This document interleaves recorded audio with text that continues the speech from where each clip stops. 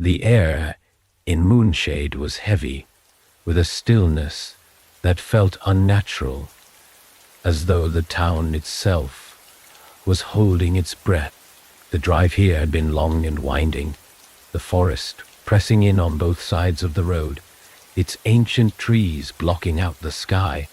By the time we arrived, the sun was already setting, casting long shadows over the crooked houses and cracked pavement. The light seemed to die faster here, swallowed by the thick canopy above. The cabin we rented sat at the edge of the forest, a rickety structure that leaned slightly to one side, as if it were trying to escape the woods behind it. Its windows were dark and clouded, and the porch creaked ominously under our weight as we carried our bags inside. It smelled of damp wood and something faintly metallic, a scent that made the hair on the back of my neck stand on end. We didn't talk much as we settled in. There was a strange tension in the air, one none of us wanted to acknowledge. The four of us had planned this trip as a chance to get away, to explore the mysteries of the forest we'd read about online, but now that we were here, it felt wrong. The stories we'd laughed off, of strange disappearances, of people walking into the woods and never coming back, didn't seem so funny anymore. That night, the sounds began. At first, they were faint, barely audible over the rustling of leaves and the chirping of crickets, a low hum, like the vibration of distant machinery, though there were no factories for miles. Then came the whispers. They rose and fell in the dark, too faint to make out the words, but loud enough to know they were there. I told myself it was the wind, twisting through the trees, but deep down, I knew better. Dylan was the first to notice the figure. Envelop kafa, nul, kisada, tranquil, shekta. He'd been standing at the kitchen window, staring out into the darkness, when he froze. His hand gripped the edge of the counter so tightly his knuckles turned white. I followed his gaze, squinting to see what had caught his attention. At first, I saw nothing but the black outline of the forest. Then, just at the edge of the tree line, a shape moved. It was subtle, almost imperceptible, a shadow shifting against the darkness. But it was there. It stood motionless, just beyond the reach of the cabin's weak porch light, its outline barely distinguishable from the trees behind it. I wanted to say something, to call the others, but my voice caught in my throat. The figure tilted its head slightly, as though it were aware of us watching it. And then it was gone. Not gone in the sense of walking away or blending into the shadows, but gone as if it had never been there at all. Dylan didn't speak. He just turned away from the window, his face pale, his eyes wide, and sank into one of the creaking kitchen chairs. I wanted to ask him what he'd seen, but I was too afraid of what he might say. The night dragged on. The whispers grew louder, closer, until it felt like they were right outside the walls of the cabin. I lay awake in the dark, staring at the ceiling, every nerve in my body on edge. At some point, I must have drifted off, because the next thing I remember was waking to the sound of the front door creaking open I bolted upright, my heart pounding. The others were still asleep, their breathing slow and even. For a moment, I thought I'd imagined it, but then I heard the sound of footsteps on the porch, slow and deliberate, moving toward the forest. I threw off the covers and stumbled to the window. My breath fogged the glass as I pressed my face against it, scanning the shadows for any sign of movement. And then I saw him. Dylan was walking toward the trees, his movements slow and mechanical, like a puppet being guided by invisible strings. His head was tilted at an odd angle, and his arms hung limply at his sides. He didn't look back. He didn't hesitate. He just kept walking, disappearing into the darkness of the forest. I shouted his name, my voice breaking the silence like a gunshot. The others stirred, their groggy voices asking what was going on. But I didn't wait to explain. I grabbed the flashlight from the table and threw open the door, the cold night air hitting me like a slap to the face. The forest was unnervingly quiet. The whispers had stopped, replaced by an oppressive silence that made my skin crawl. The beam of my flashlight cut through the darkness, illuminating the narrow path ahead. But there was no sign of Dylan. I called his name again, my voice trembling, but there was no answer. The further I went, the stranger the forest became.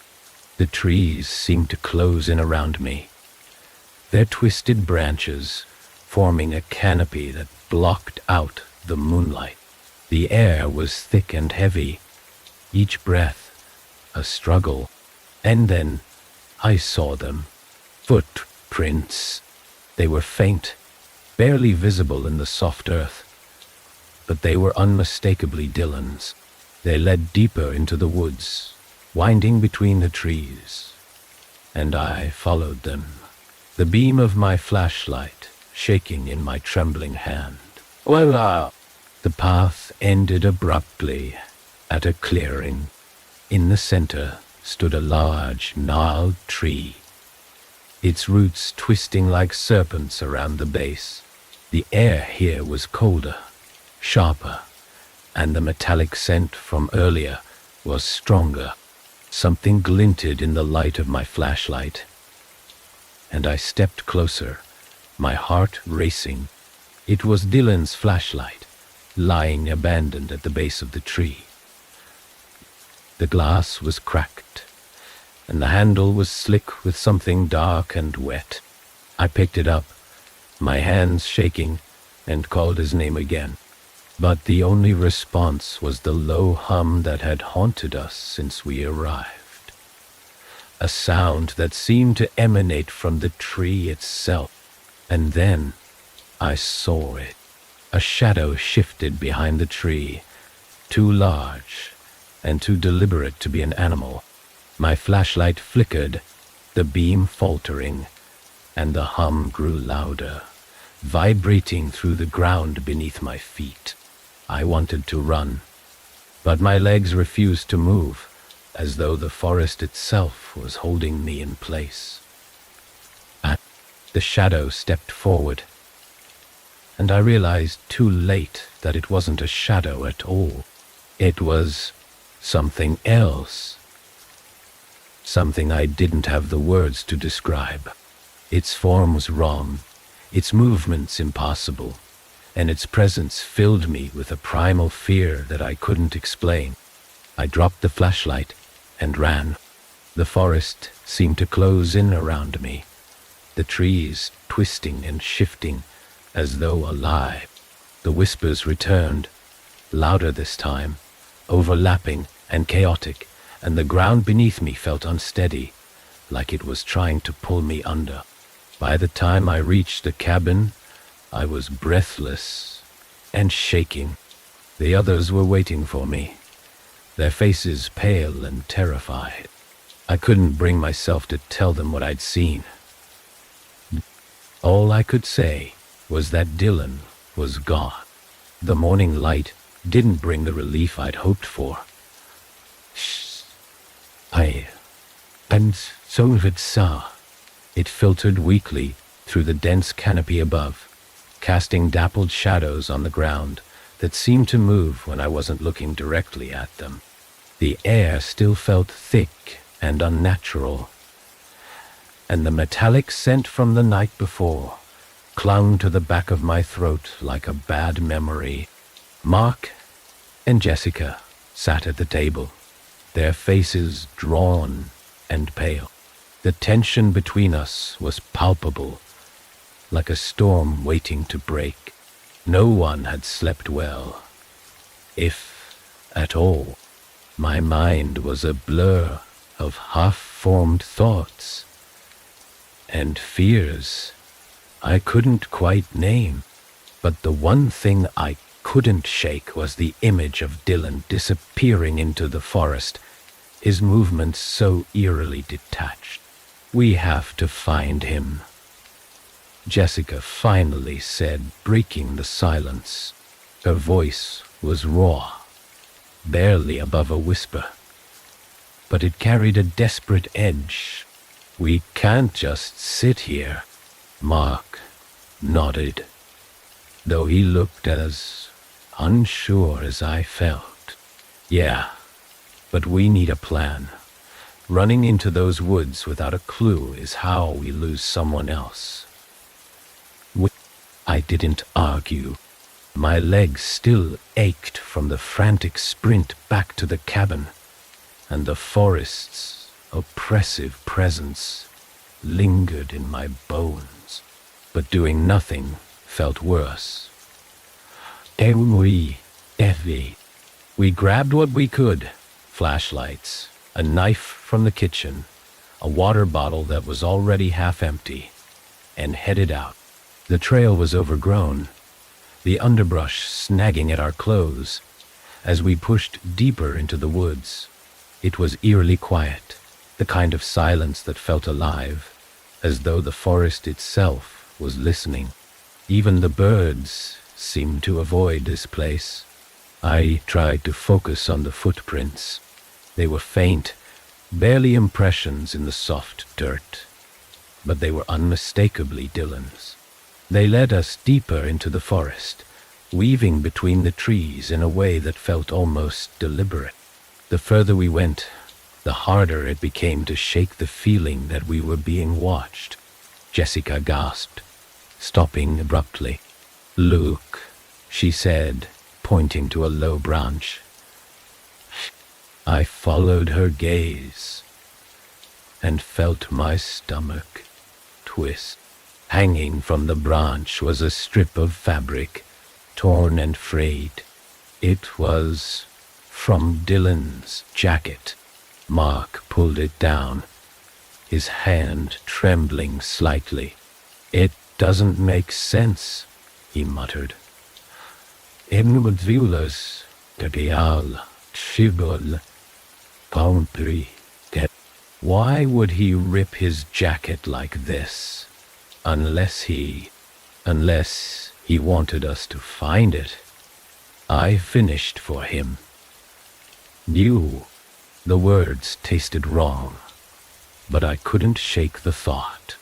It felt like Dylan was leaving breadcrumbs, guiding us somewhere. All. But to what? We pressed on, the trees growing denser around us. The light struggled to penetrate the canopy, and the air grew cooler, sharper. The footprints became harder to follow, fading into the moss-covered ground. But we kept going. I don't know if it was determination or desperation that drove us. Maybe both. Then we found the first mark. It was carved into the trunk of a massive oak tree. its lines jagged and deep. The symbol was unfamiliar, a crude spiral that twisted inward like it was swallowing itself. There was something unsettling about it, something that made my skin crawl. It felt wrong, like looking at a word that wasn't meant to be spoken. "What is that?" Jessica asked, her voice barely audible. Mark shook his head, his eyes fixed on the symbol. "I don't know, but it looks fresh." There were of them. As we moved deeper into the forest, the marks appeared on more trees, each one more elaborate than the last. Spirals gave way to more intricate designs, circles within circles, intersecting lines that seemed to move when you stared at them too long. They felt alive, humming with an energy I couldn't explain. The trail ended at a clearing. At first glance, it looked unremarkable. Just a patch of open ground surrounded by trees. But there was something about the way the light hit the center, the way the shadows seemed to twist and shift unnaturally, that made me hesitate. In the middle of the clearing stood a stone pedestal. It was weathered and cracked, its surface covered in the same strange symbols that marked the trees.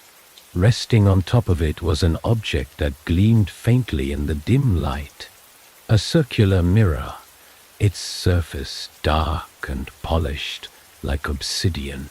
None of us spoke as we approached.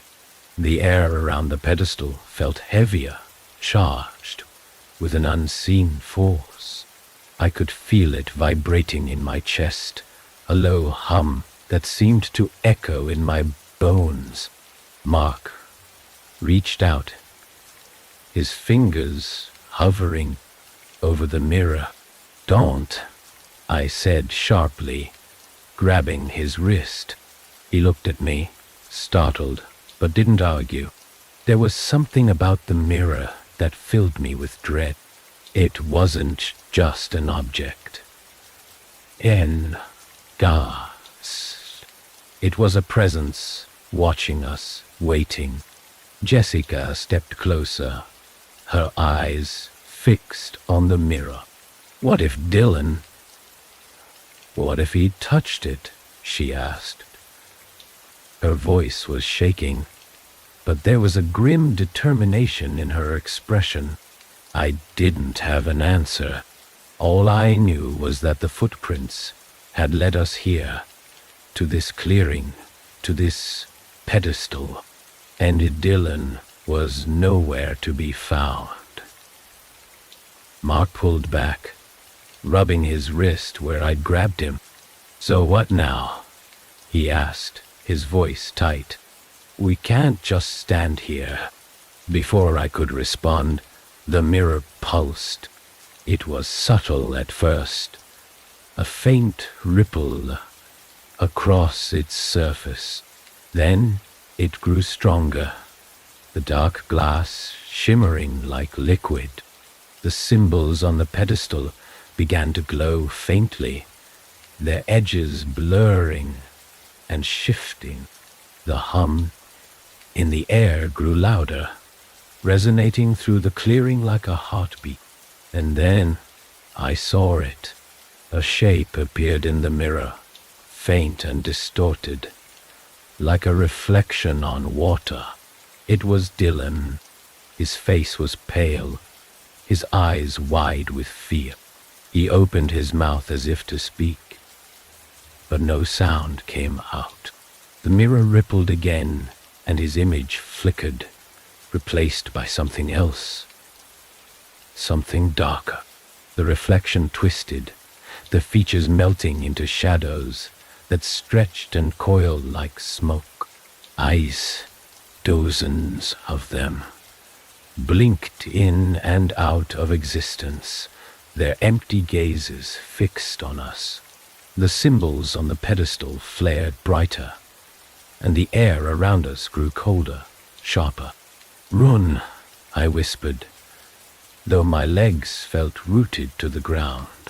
The shadows in the mirror began to move, spilling out of the glass and onto the clearing. They stretched toward us, their forms shifting and writhing, and the hum grew louder, deafening. This time, we didn't hesitate. We turned and ran, the forest closing in around us. As the shadows followed, their movements fluid and relentless. The marks on the trees seemed to glow as we passed, their lines twisting and shifting like they were alive. I didn't look back. I couldn't. All I could do was run, my breath burning in my lungs, and my heart pounding in my ears. The whispers returned, louder and more chaotic, overlapping in a cacophony that made my head throb. By the time we reached the cabin, I was shaking so badly I could barely stand. Jessica slammed the door shut behind us, her face pale and streaked with tears. Mark sank into a chair, his hands clutching his head. None of us spoke. None of us needed to. We all knew the truth. Dylan wasn't coming back. The cabin felt different after we returned. The air inside was stifling, heavy with a silence that seemed to press against my chest. None of us spoke as we sat there. The events in the clearing looping endlessly in my mind. I could still see Dylan's face in the mirror, his wide, terrified eyes, his mouth moving as though he was trying to tell us something. Jessica was pacing, her flashlight clenched tightly in her hand. The beam flickered erratically as she moved, throwing jagged shadows across the walls. Mark sat at the table, his head in his hands, his knuckles white against the edge of the wood. I could feel the weight of their fear, a tangible thing that filled the room like smoke. I couldn't sit still. My legs felt restless, jittery, like they were trying to outrun the memory of what I'd seen. I stood and moved to the window, peering out into the darkness. The forest loomed just beyond the edge of the porch, its twisted branches swaying faintly in a breeze I couldn't feel. And then I saw them. Marks. The seal. There, carved into the wooden frame of the window, the same spiraling symbols we'd seen on the trees. They were faint, worn by time or weather, but they were there. I ran my fingers over the grooves, the texture rough and uneven beneath my skin. It felt deliberate, purposeful. "Guys," I said, my voice breaking the silence. "Come here." Jessica stopped pacing, her flashlight beam swinging toward me. Mark looked up, his eyes bloodshot and sunken. They joined me at the window, their faces mirroring my unease as they traced the carvings with their eyes. "They're the same," Mark said, his voice hoarse. "The same as in the clearing." Jessica shivered, stepping back. "What does it mean? Why are they here?" I didn't have an answer. The symbols felt like a warning, a message left by someone, or something that had been here long before us. But what it was warning against, I couldn't say. The hours dragged on, the tension in the cabin growing thicker with every passing minute. The forest outside seemed alive, the shadows between the trees shifting and writhing like they were watching us. The whispers had returned, faint but persistent, just on the edge of hearing. They made my skin crawl. You shall. At some point, I must have dozed off, because the next thing I remember was waking to the sound of the front door creaking open. My heart lurched, and I bolted upright, my eyes darting to the source of the noise. Jessica was standing in the doorway, her back to me, her silhouette framed by the faint glow of the moonlight. She wasn't moving. Her head was tilted slightly, as though she were listening to something just beyond the porch. Jessica. I called, my voice thick with sleep and fear. She didn't respond. I stood, my legs unsteady, and approached her cautiously. What are you doing? She turned her head slightly, just enough for me to see the edge of her face. Her eyes were wide and unfocused, her lips parted as though she were about to speak, but she didn't say anything. Instead, she stepped forward, her movements slow and mechanical, like Dylan's had been. Stop! I reached out and grabbed her arm, pulling her back inside. Her body was cold to the touch, her skin clammy. She blinked, her eyes clearing as though she were waking from a dream. What happened? She stammered, looking around in confusion. Why am I here? You tell me, I said, trying to keep my voice steady. You were about to walk into the woods.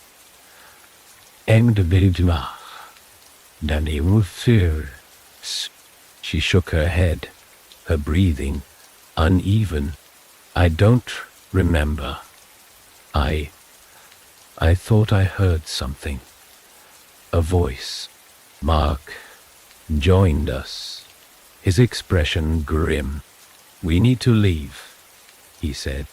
No, this place isn't safe. Leave and go where?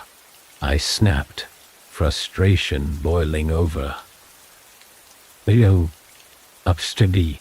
The car's miles away, and even if we got to it, you think whatever's out there is just going to let us go. Mark didn't have an answer, but his silence said enough. None of us believed we could simply walk away from this. And whatever was happening here, we were in the middle of it now. Acted towards a child was style. Jessica sat on the edge of the couch, her hands trembling as she stared at the floor. It was Dylan, she said softly.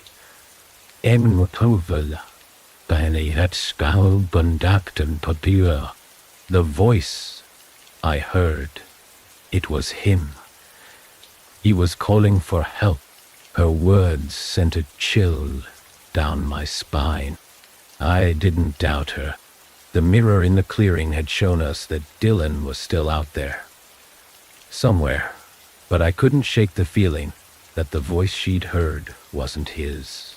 Not really. It was something else, something using him to lure us deeper into the forest. The hours ticked by, the darkness outside growing heavier, more oppressive. None of us slept.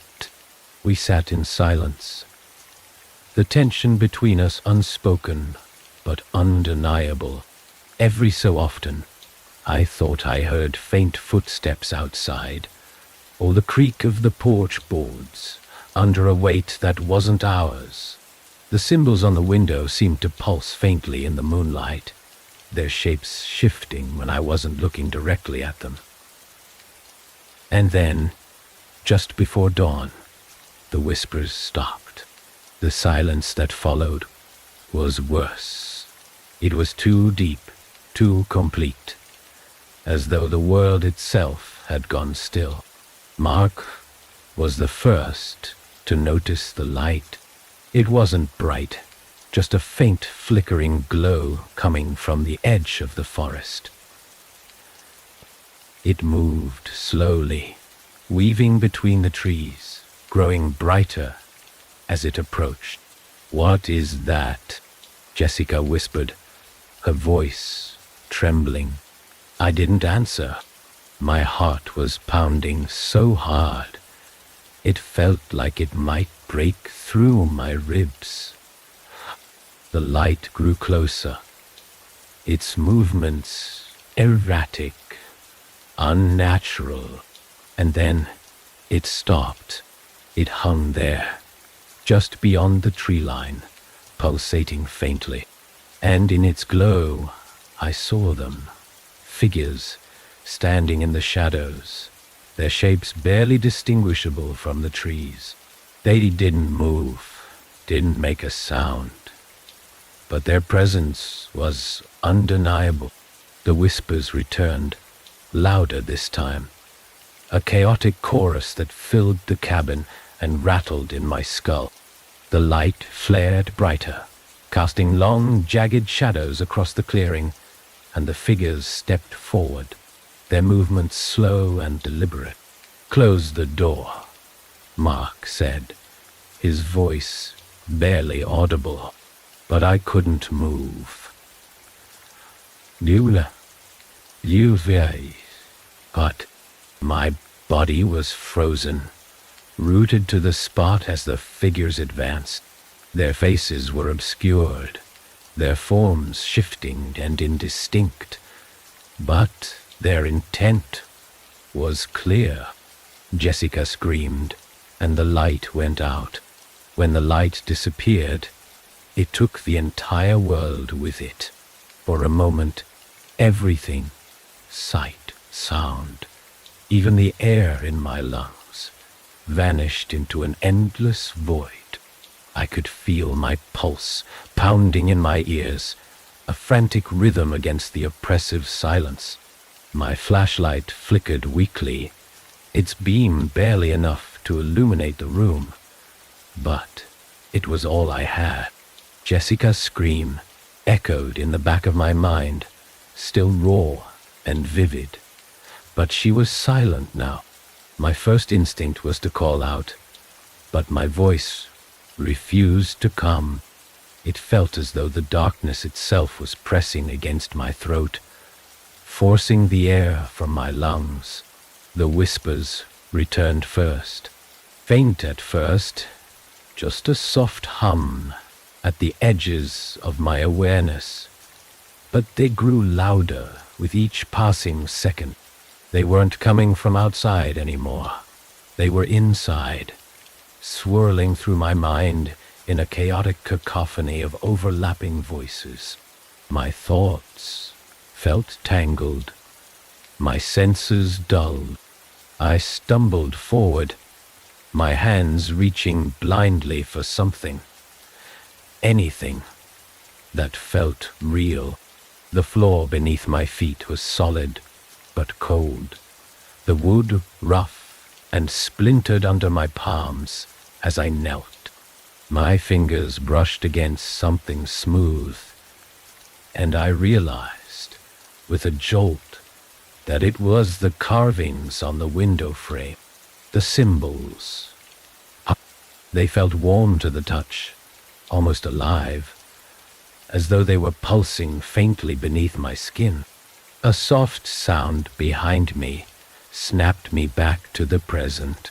It wasn't the whispers this time. It was breathing, shallow, uneven breaths that came in gasps and shudders. I turned slowly, my flashlight beam trembling as it swept across the room. Jessica was on the floor, her back pressed against the far wall. Her face was pale, her eyes wide and glassy, and she was clutching her chest as though trying to hold herself together. Mark was next to her, his hands hovering uncertainly, unsure whether to comfort her or pull away. He looked up at me, his expression a mixture of confusion and fear. What happened? I managed to choke out, my voice hoarse and unfamiliar. Jessica didn't answer. Her gaze was fixed on something I couldn't see, her lips moving soundlessly. Mark shook his head, his own hands trembling. She just collapsed, he said. 1 second she was screaming, and then this.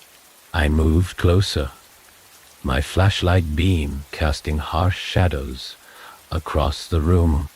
Jessica flinched as the light hit her, her hands flying up to shield her face. "Turn it off," she whispered, her voice raw. "It's too bright." I hesitated, then lowered the beam, angling it toward the floor. "Jessica, what happened? What did you see?" For a long moment, she didn't respond.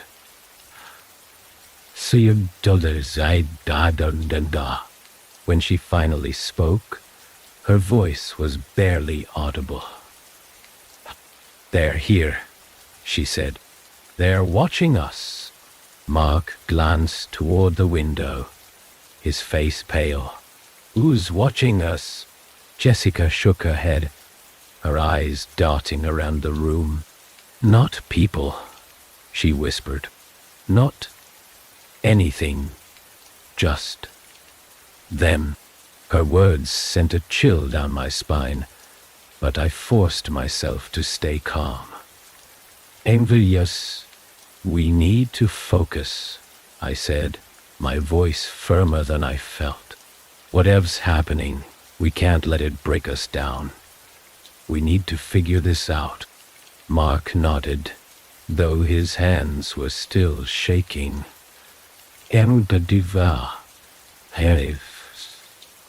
"The symbols," he said suddenly. "You said they're warm. I felt it too, earlier. Maybe they mean something that can help us." I didn't want to admit it, but he was right. The symbols weren't just decorations. They were deliberate, purposeful, and they were everywhere. On the trees, the pedestal in the clearing, even the cabin itself. Whoever had made them had known something we didn't. Jessica was still shaking, her breathing shallow and uneven.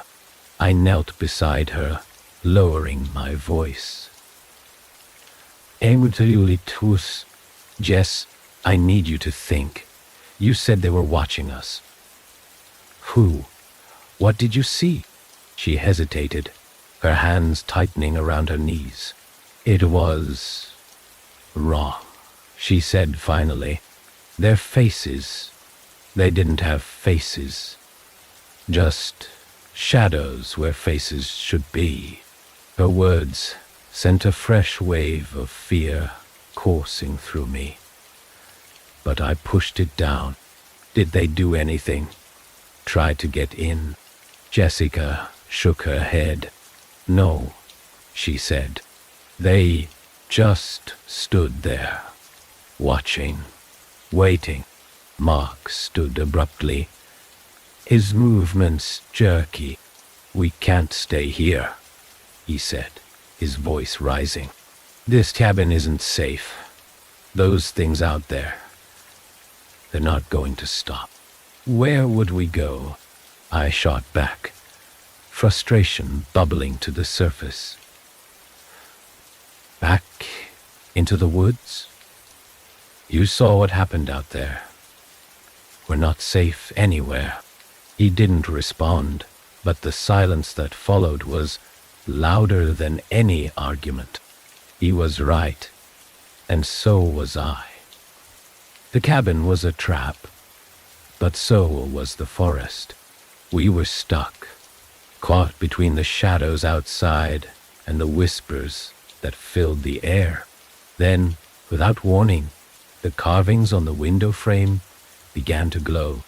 It was faint at first, just a soft, pulsing light that flickered like a dying flame. But it grew stronger, spreading across the symbols like fire, catching on dry wood. The whispers grew louder, overlapping until they were a deafening roar, and the air around us seemed to vibrate with energy. Jessica screamed, pressing her hands to her ears. Mark stumbled back, his flashlight dropping to the floor and rolling to a stop. I reached out instinctively, my hand brushing against the glowing carvings, and a jolt of heat shot through my fingers. The light flared, blindingly bright, and the whispers stopped. The cabin was silent again, the glow from the carvings fading until they were just faint etchings in the wood once more. But something was different. The air felt heavier, charged with an energy I couldn't explain. And then we heard it, a single low note, resonating through the floorboards like the hum of a distant machine. It grew louder, deeper, until it was a physical force pressing against my chest. The room seemed to darken, the edges of my vision blurring. In the center of the room, the shadows began to gather. They moved like liquid, coalescing into a single, pulsating mass that writhed and twisted unnaturally. Eyes, too many eyes, blinked open within the darkness, their gazes fixed on us. The whispers returned, louder and more chaotic than ever, and the shadows surged forward. The shadows lunged, their forms shifting and stretching, moving faster than anything that should exist. My first instinct was to run, but there was nowhere to go. The cabin was small, boxed in by walls that felt like they were closing in.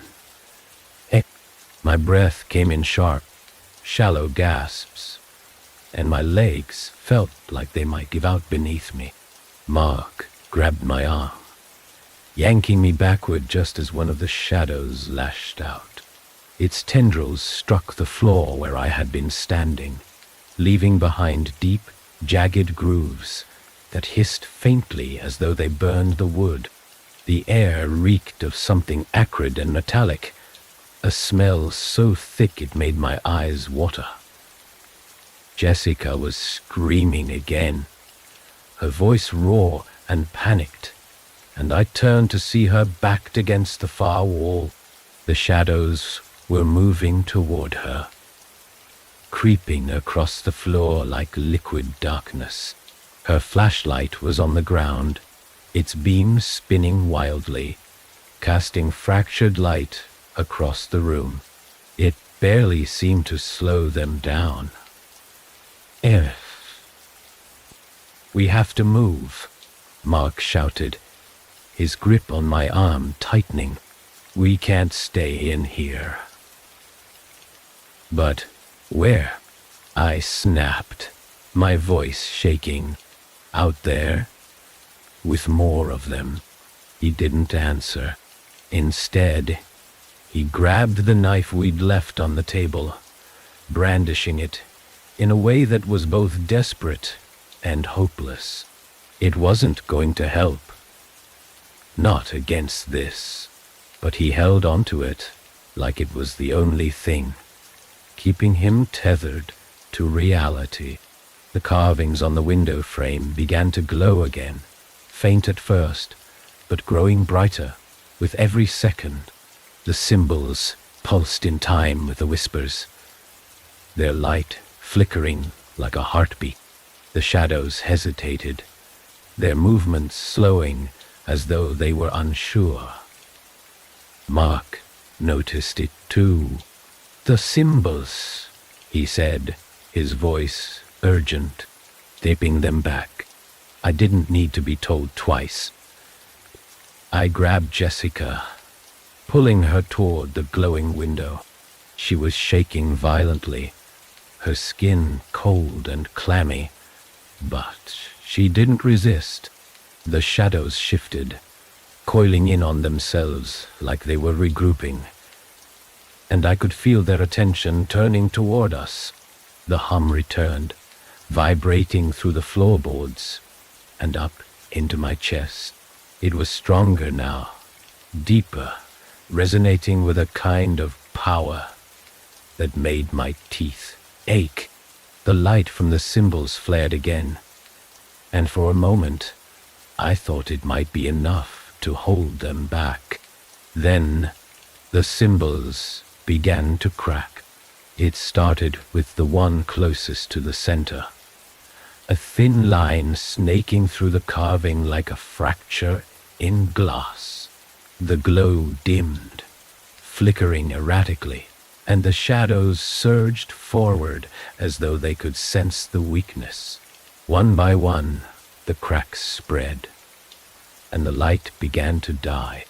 No, no, no, I muttered, my heart pounding. This can't be happening. Mark stepped in front of us, the knife in his hand, shaking, but still raised. Get ready to run, he said, his voice low. When the light goes out, we make for the door. I wanted to argue, to say there was no way we'd make it, but the words caught in my throat. The shadows were so close now. I could feel the cold radiating off them, a biting chill that seeped into my skin and made my hands shake. The final symbol cracked, the light winking out with a soft, pitiful flicker. The room was plunged into darkness, the only illumination coming from the faint glow of our flashlights. And then the shadows came. Mark was the first to move, lunging toward the door with a speed I didn't know he had. He swung the knife wildly, the blade passing harmlessly through the nearest tendril of shadow. But it bought us a fraction of a second. I grabbed Jessica, practically dragging her with me as we sprinted for the exit. The door burst open under Mark's weight, and we spilled out onto the porch. The air outside was colder than I remembered, sharp and biting, and the forest loomed around us like a living thing. The shadows didn't stop at the cabin. They poured out after us, their forms stretching and writhing, reaching for us with a relentless hunger. This way, Mark shouted, veering toward the tree line. I followed without thinking, my flashlight beam bouncing wildly as I ran. Jessica stumbled behind me, her breaths coming in ragged gasps, but she kept moving. The forest was worse than the cabin.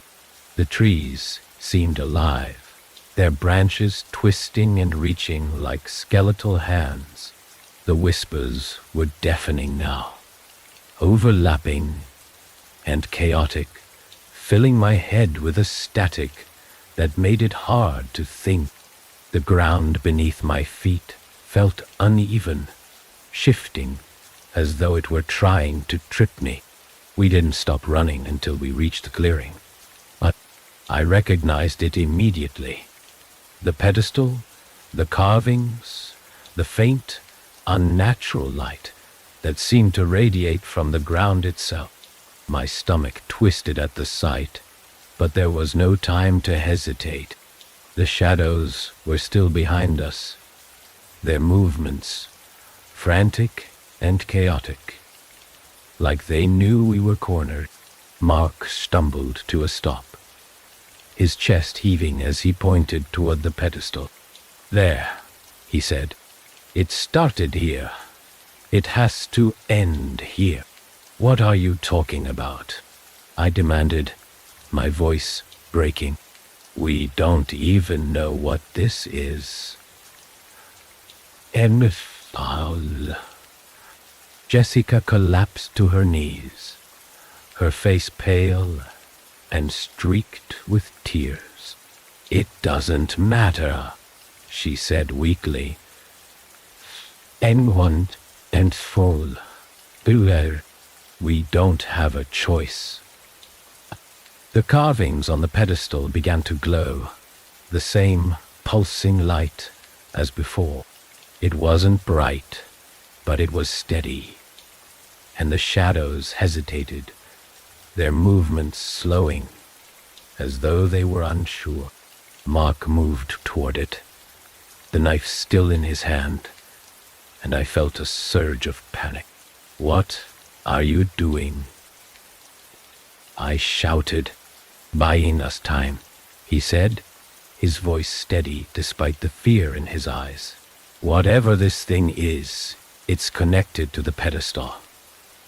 If we destroy it, before he could finish, the pedestal began to hum.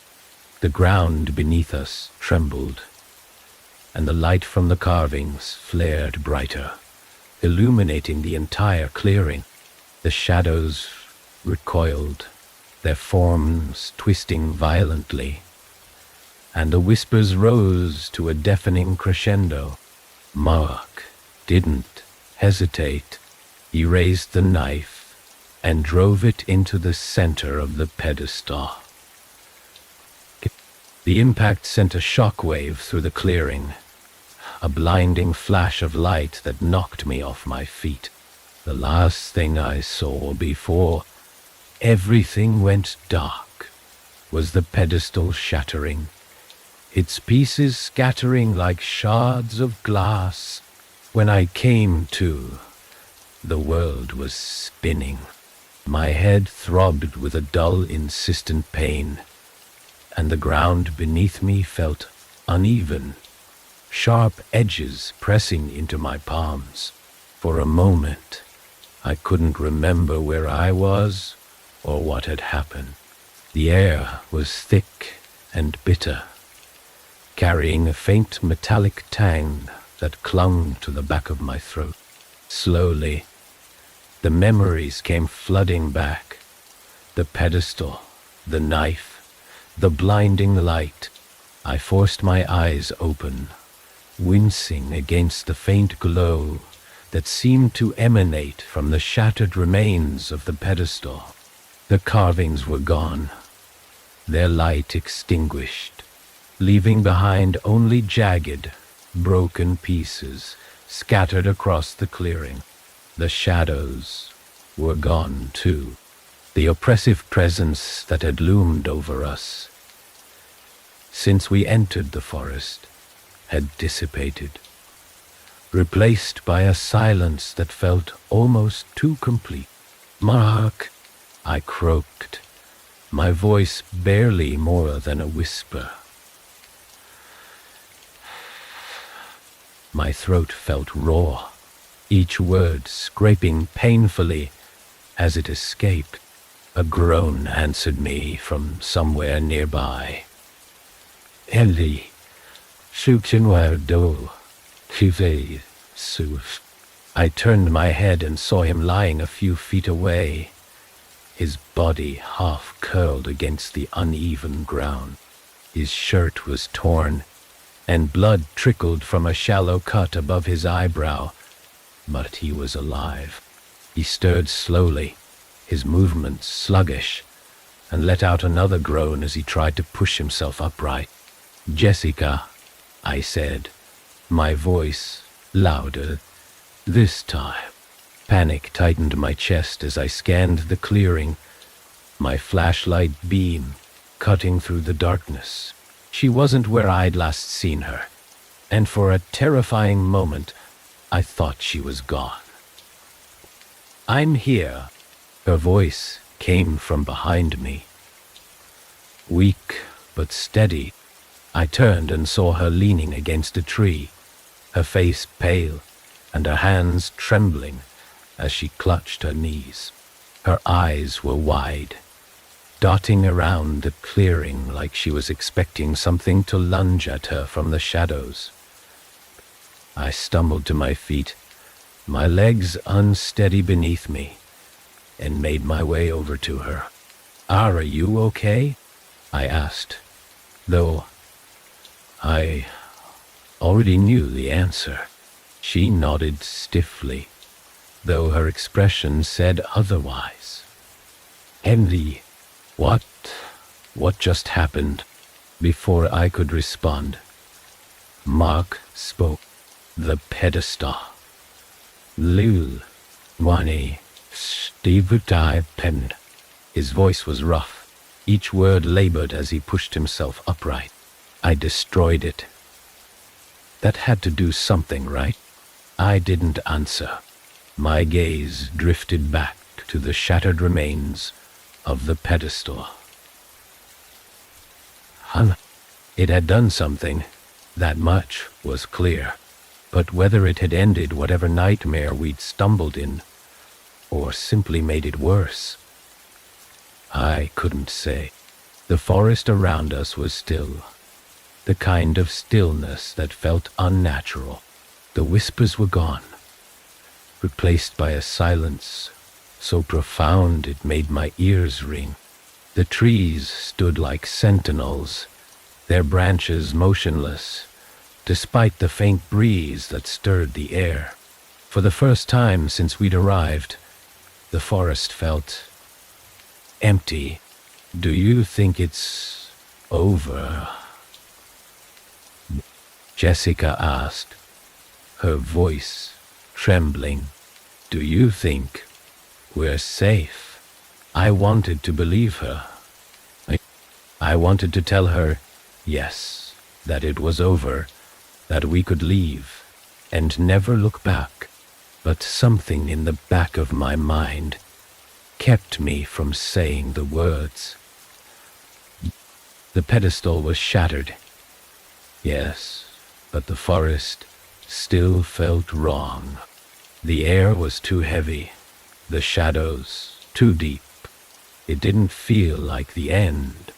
It felt like a pause. "We should get out of here," I said finally, my voice firm, despite the knot of fear in my chest. "We need to leave. Now." Mark didn't argue. He picked up the flashlight he'd dropped, its beam flickering weakly, and nodded. Jessica leaned on me for support as we made our way out of the clearing, her steps unsteady but determined.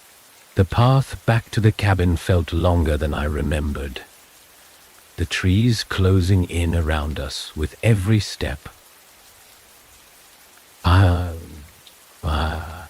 I kept my flashlight trained on the ground, refusing to look too closely at the shadows that seemed to shift at the edge of my vision. When we reached the cabin, it was eerily quiet. The door hung open, creaking softly in the faint breeze, and the interior was dark, the light bulb we'd left on flickering sporadically. I hesitated on the porch, the air around me thick with an unspoken tension. "I don't think we should stay here," Jessica said, her voice barely audible. "Not after everything." Mark shook his head. "If you still live, we need to rest," he said. "We can't keep running without a plan. If those things come back, they won't." I interrupted, though I wasn't sure if I believed it. "Not tonight." The three of us entered the cabin, closing the door behind us. The atmosphere inside was stifling, the air heavy with the scent of damp wood, and something faintly metallic. Jessica sank into one of the chairs, her hands gripping the edges of the table so tightly her knuckles turned white. Mark leaned against the wall, his flashlight clutched in his hand like a lifeline. "Midduga hinadida knives, Kistu," Wow. But I let him die. None of us spoke for a long time. The events of the night hung over us like a shroud, too fresh and raw to put into words. I couldn't stop thinking about the pedestal, about the light and the shadows and the whispers, about the look in Dylan's eyes when I'd seen him in the mirror. Finally, Mark broke the silence. Eu te lider te voa, suver, da. Do you think he's still out there? His voice was hesitant, almost afraid to ask. I didn't answer right away. I didn't know what to say. Dylan was gone, lost to whatever force had claimed him.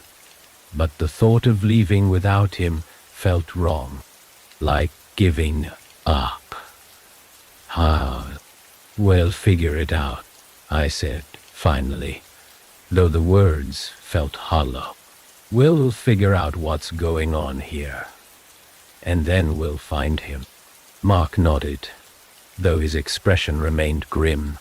Jessica didn't say anything, her gaze fixed on the table in front of her. The hours dragged on, the silence in the cabin broken only by the occasional creak of the floorboards or the soft rustle of the wind outside. I tried to rest, but every time I closed my eyes, I saw the shadows, twisting and writhing, their empty eyes fixed on me. Somewhere deep in the forest, I thought I heard a faint whisper. The whisper came again, faint and fragile, as if it were carried on a breeze that didn't exist. I bolted upright, my heart hammering in my chest. The cabin was dark, the weak flicker of the light bulb casting erratic shadows across the walls. Mark and Jessica were still there, both slumped over in restless sleep. For a moment, I thought I might have imagined it, but then I heard it again. It wasn't a word, not really. Just a soft sound that scraped at the edges of my awareness, pulling me toward the window. I moved without thinking, drawn to the faint glow of moonlight spilling through the glass. The forest outside was still, the trees standing motionless like they were frozen in time. And then I saw him, Dylan .2. Elia. Dart to the Dane. He was standing at the edge of the tree line, his figure partially obscured by the shadows. He wasn't moving, but there was something wrong about the way he stood. His head was tilted slightly, his shoulders hunched, his body stiff. Even from the distance, I could feel his gaze locked on me. Dylan, the word left my lips before I could stop it. Quiet and tentative, like a plea. He didn't respond. He just stood there, motionless, his silhouette almost blending into the darkness. A hand gripped my arm, jerking me back from the window. I spun around to see Mark, his face pale and lined with exhaustion. "What are you doing?" he hissed, his voice sharp with panic. "It's him," I said, my voice shaking. "He's outside." Jessica stirred, rubbing her eyes and looking between us with confusion. "What's going on?" she asked groggily, her voice laced with fear. "It's Dylan," I repeated, louder this time. "He's out there." Mark glanced toward the window, his expression darkening. "No," he said firmly, "it's not him. It's whatever's been messing with us this whole time. I shook my head, desperation clawing at my chest. Si Vilma, Sue, Kyle Liddell. I saw him. I know it's him. Mark's grip on my arm tightened. And what if it's not? What if it's another trap?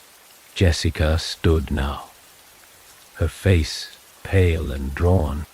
We can't just leave him, she said, her voice trembling. If it is Dylan, we have to help him. Mark's jaw tightened, but he didn't argue. Instead, he moved toward the table, grabbing the knife and flashlight we'd left there. Fine, he said, his tone clipped. But we stick together. No one goes off on their own. The three of us stepped out into the cold night air. The forest loomed ahead, its shadows deeper and darker than they should have been. Dylan hadn't moved. He was still standing at the tree line, waiting. The closer we got, the more I could see the details of his face. His hollow eyes, his pale skin, the faint tremor in his hands. Dylan, I called again, my voice cracking. He turned his head slightly at the sound, just enough to acknowledge me. But he didn't speak. When we were only a few feet away, I reached out to him. My fingers brushed his arm, and he flinched violently, stepping back into the shadows. No, he said, his voice a low, hoarse whisper. You shouldn't have come. Dylan, it's us, Jessica said, her voice filled with desperation.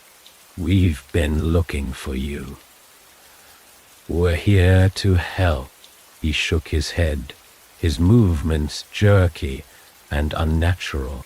You don't understand, he said, his voice trembling. It won't let me leave. It won't let any of us leave. What won't? Mark demanded, his grip tightening on the knife. Oh, what's keeping you here? Dylan didn't answer. His gaze shifted past us, his expression twisting into one of pure fear. It's coming, he whispered. Before we could react, the whispers returned, louder than before, a chaotic symphony of overlapping voices that filled the air with a suffocating pressure. The ground beneath us trembled, and the trees seemed to sway unnaturally, their branches twisting like they were alive. The shadows surged forward. They came from all directions, spilling out of the forest like a living tide of darkness. Their forms were indistinct, constantly shifting, but their intent was clear. They were coming for us. How? They were coming for us. Run, Mark shouted, grabbing Jessica's arm and pulling her back toward the cabin. I hesitated, my gaze locked on Dylan. He was still standing there, his expression resigned, like he'd already accepted his fate. Go! He shouted, his voice cutting through the chaos. Get out of here! I wanted to stay, to pull him with us, but the shadows were too close. I turned and ran, my heart pounding as the whispers grew louder, their voices overlapping in a relentless cacophony. The cabin came into view, its crooked silhouette standing against the unnatural light that seemed to glow from the forest itself. We barely made it inside before the shadows reached us. Mark slammed the door shut. His body braced against it as the wood shuddered under the force of something slamming into it from the other side. Jessica was crying, her hands pressed over her ears to block out the whispers. And good word, the carvings on the walls began to glow again, their light flickering weakly as though struggling to hold back the darkness. The whispers didn't stop, but the pressure eased slightly, giving us a moment to breathe. "He's still out there," I said, my voice shaking. We can't just leave him." Mark shook his head, his expression grim. "You saw him. He's already gone. Whatever's out there, it's got him." "No," I said, my fists clenching. "We can't leave him." Jessica looked up, her tear-streaked face filled with fear. "Then what do we do? How do we stop this?" I didn't have an answer. The pedestal was gone. The symbols were fading, and the shadows were growing stronger with every passing second. But I knew one thing for certain. We couldn't stay here. The cabin wouldn't hold them back for long. Elvis, Castabel. As the whispers swelled, drowning out my thoughts, I felt a sudden clarity. The pedestal wasn't the end. It was just the beginning. Whatever we disturbed wasn't going to stop until it consumed everything. And the only way to stop it was to face it head on. "We go back," I said, my voice steady despite the fear clawing at my chest. "We go back to the clearing, and we finish this." Mark and Jessica stared at me, their expressions a mix of disbelief and dread. But they didn't argue. They knew as well as I did that there was no other choice. The shadows outside pressed against the walls, their whispers rising to a deafening roar. "You think to anda, iger, latiunt." The carvings flickered one last time before winking out completely, leaving us in darkness. And then the door splintered.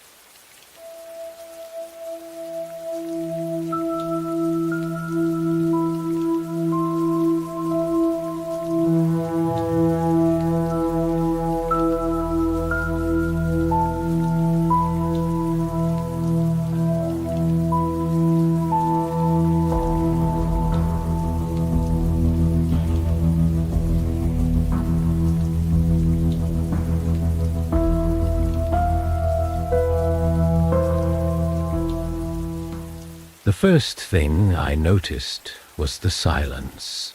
It wasn't the comforting kind of silence you might expect in a place so far from civilization. It was the kind that pressed against your ears, making every breath feel too loud. The air itself seemed thick, heavy, carrying a faint scent of soil and decay.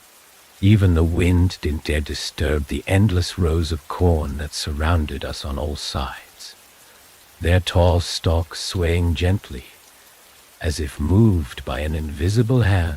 Our tents were small dots of color in a sea of gold and green, almost swallowed whole by the towering walls of the field. When we arrived, it had seemed like a good idea. Jake had insisted the stories were just small-town gossip, nothing more than a ploy to keep kids out of the fields at night. Maria had been skeptical but curious, and Kevin, always eager to prove himself, had jumped at the chance for an adventure. As for me, I wasn't sure why I'd come. Maybe it was curiosity. Maybe it was the sense of foreboding that gnawed at me when I read about the disappearances. Ah, Theos. Or maybe I just wanted to see if the stories were true. That night, as the sun dipped below the horizon and darkness claimed the sky, the silence deepened. We sat around a small campfire, its flames casting flickering shadows on our faces. Suwana, the corn loomed around us like a living thing, its stalks rustling faintly in a breeze none of us could feel. The darkness beyond the firelight was absolute, and the longer I stared into it, the more it felt like it was staring back.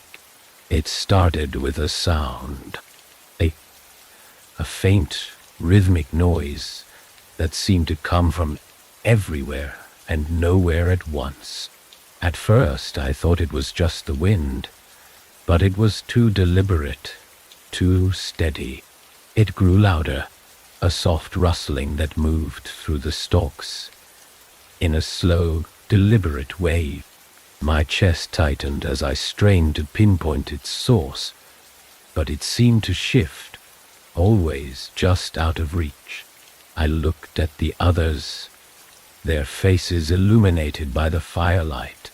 Maria's eyes were wide, her hand clutching her jacket tightly around her shoulders. Jake's jaw was clenched, his gaze fixed on the darkness beyond the fire.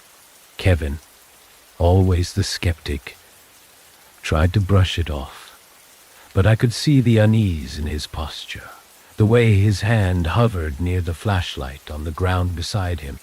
Then came the footsteps. They were faint at first, barely audible over the rustling of the corn, but they grew louder, more distinct, a steady, deliberate rhythm that sent a chill down my spine. They were too heavy to belong to an animal, too purposeful to be the wind. My mind raced, searching for an explanation, but none came. All I could do was listen, my breath hitching as the sound drew closer. The fire crackled, and for a moment the world felt normal again. But then I saw it, a shadow, just at the edge of the firelight. It was tall, unnaturally so, its form indistinct and shrouded by the corn. It didn't move like a person. It swayed slightly, almost as if it were part of the field itself. My heart pounded in my chest as I tried to convince myself it was a trick of the light, but deep down I knew better. The footsteps stopped, and the silence returned, heavier than before. The shadow remained, motionless, its presence oppressive. I opened my mouth to speak, to warn the others, but the words caught in my throat. The air felt thick, like I was trying to breathe underwater. My flashlight sat on the ground beside me, and I reached for it with trembling hands. When the beam cut through the darkness, the shadow was gone. The others must have noticed my panic, because Maria leaned closer, her voice a whisper that barely reached my ears. "What did you see?" I couldn't answer. My mind was racing, my thoughts tangled and incoherent. I wanted to believe it was nothing, just my imagination playing tricks on me, but I couldn't shake the feeling that we weren't alone. The fire sputtered, its flames shrinking as if struggling to stay alive. The darkness around us seemed to press closer, and the rustling in the corn returned, louder this time. It wasn't just one sound now. It was many, a cacophony of whispers and footsteps, all moving in unison, all drawing closer. Kevin grabbed his flashlight, his hand shaking as he aimed it toward the sound. The beam sliced through the darkness, revealing only more rows of corn. But the rustling didn't stop. If anything, it grew louder, more frantic, as if something was moving just beyond the edge of the light. The first scream shattered the silence. It wasn't one of us. It came from somewhere deeper in the field, high-pitched and filled with a kind of terror I'd never heard before. It sent a shock wave through me, and for a moment, I couldn't move. My body was frozen, caught between the instinct to run and the paralyzing fear of the unknown. Jake was the first to break the spell. "We have to go," he said, his voice low and urgent. He grabbed Maria's arm, pulling her to her feet, and motioned for the rest of us to follow. "No!" The four of us huddled close, our flashlights casting overlapping beams that barely pierced the darkness. The rustling was all around us now, a relentless tide of sound that seemed to come from every direction. The corn felt alive, the stalks brushing against me as we moved, their touch cold and unsettling. The path we'd taken into the field was gone. No matter which direction we turned, all we found were more rows of corn. The whispers grew louder, overlapping in a language I couldn't understand, but instinctively feared. My flashlight flickered, its beam weakening, and my chest tightened as the darkness closed in. Maria stumbled, her hand clutching at my arm for support. "We're lost," she said, her voice trembling. "We're not going to get out of here.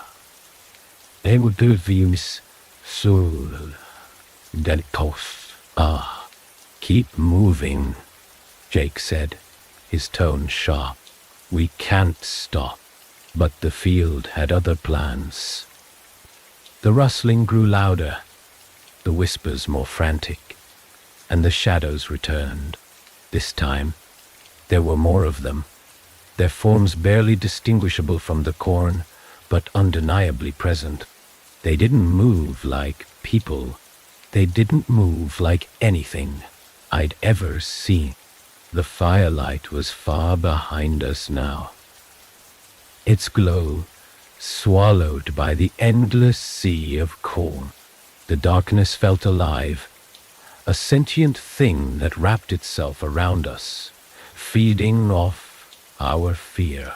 I stumbled, my flashlight slipping from my hand and clattering to the ground. When I picked it up, the beam was weaker than before, barely more than a faint glow. And then the corn parted. Ahead of us, the stalks shifted, opening like a curtain to reveal a clearing. In the center stood a figure, tall and thin, its body wrapped in something that looked like tattered cloth. Its face, or what should have been its face, was obscured, but its gaze felt piercing, like it was looking straight through me. The whispers stopped. Shh. The rustling ceased. The field fell silent once more. And the figure took a step forward. The figure didn't move like anything natural. Each step was slow and deliberate, yet the air seemed to ripple around it like heat waves rising from asphalt. It didn't have a face, not in the way we understood. But there was a presence, a void where a face should have been. My body screamed at me to run, but my legs felt rooted to the spot, weighed down by fear. Behind me, Maria let out a choked sound, somewhere between a gasp and a sob.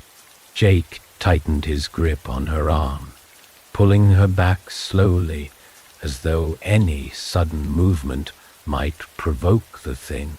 Kevin, always braver, or more reckless than the rest of us, raised his flashlight, the beam shaking as it landed on the figure.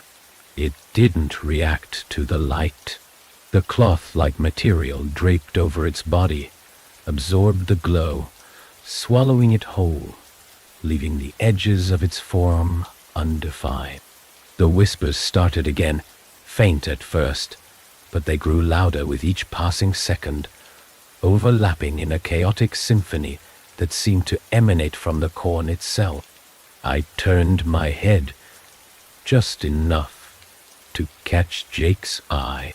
His face was pale, his jaw set, but I could see the same question in his eyes that echoed in my mind. What do we do now? The figure stopped, its motionless form somehow more menacing than its approach. The whispers surged, not words but impressions, shadows of emotion that clawed at my thoughts. Fear, hunger, totally, tenderness, totally too, a hollow emptiness that made my chest ache. Then it tilted its head.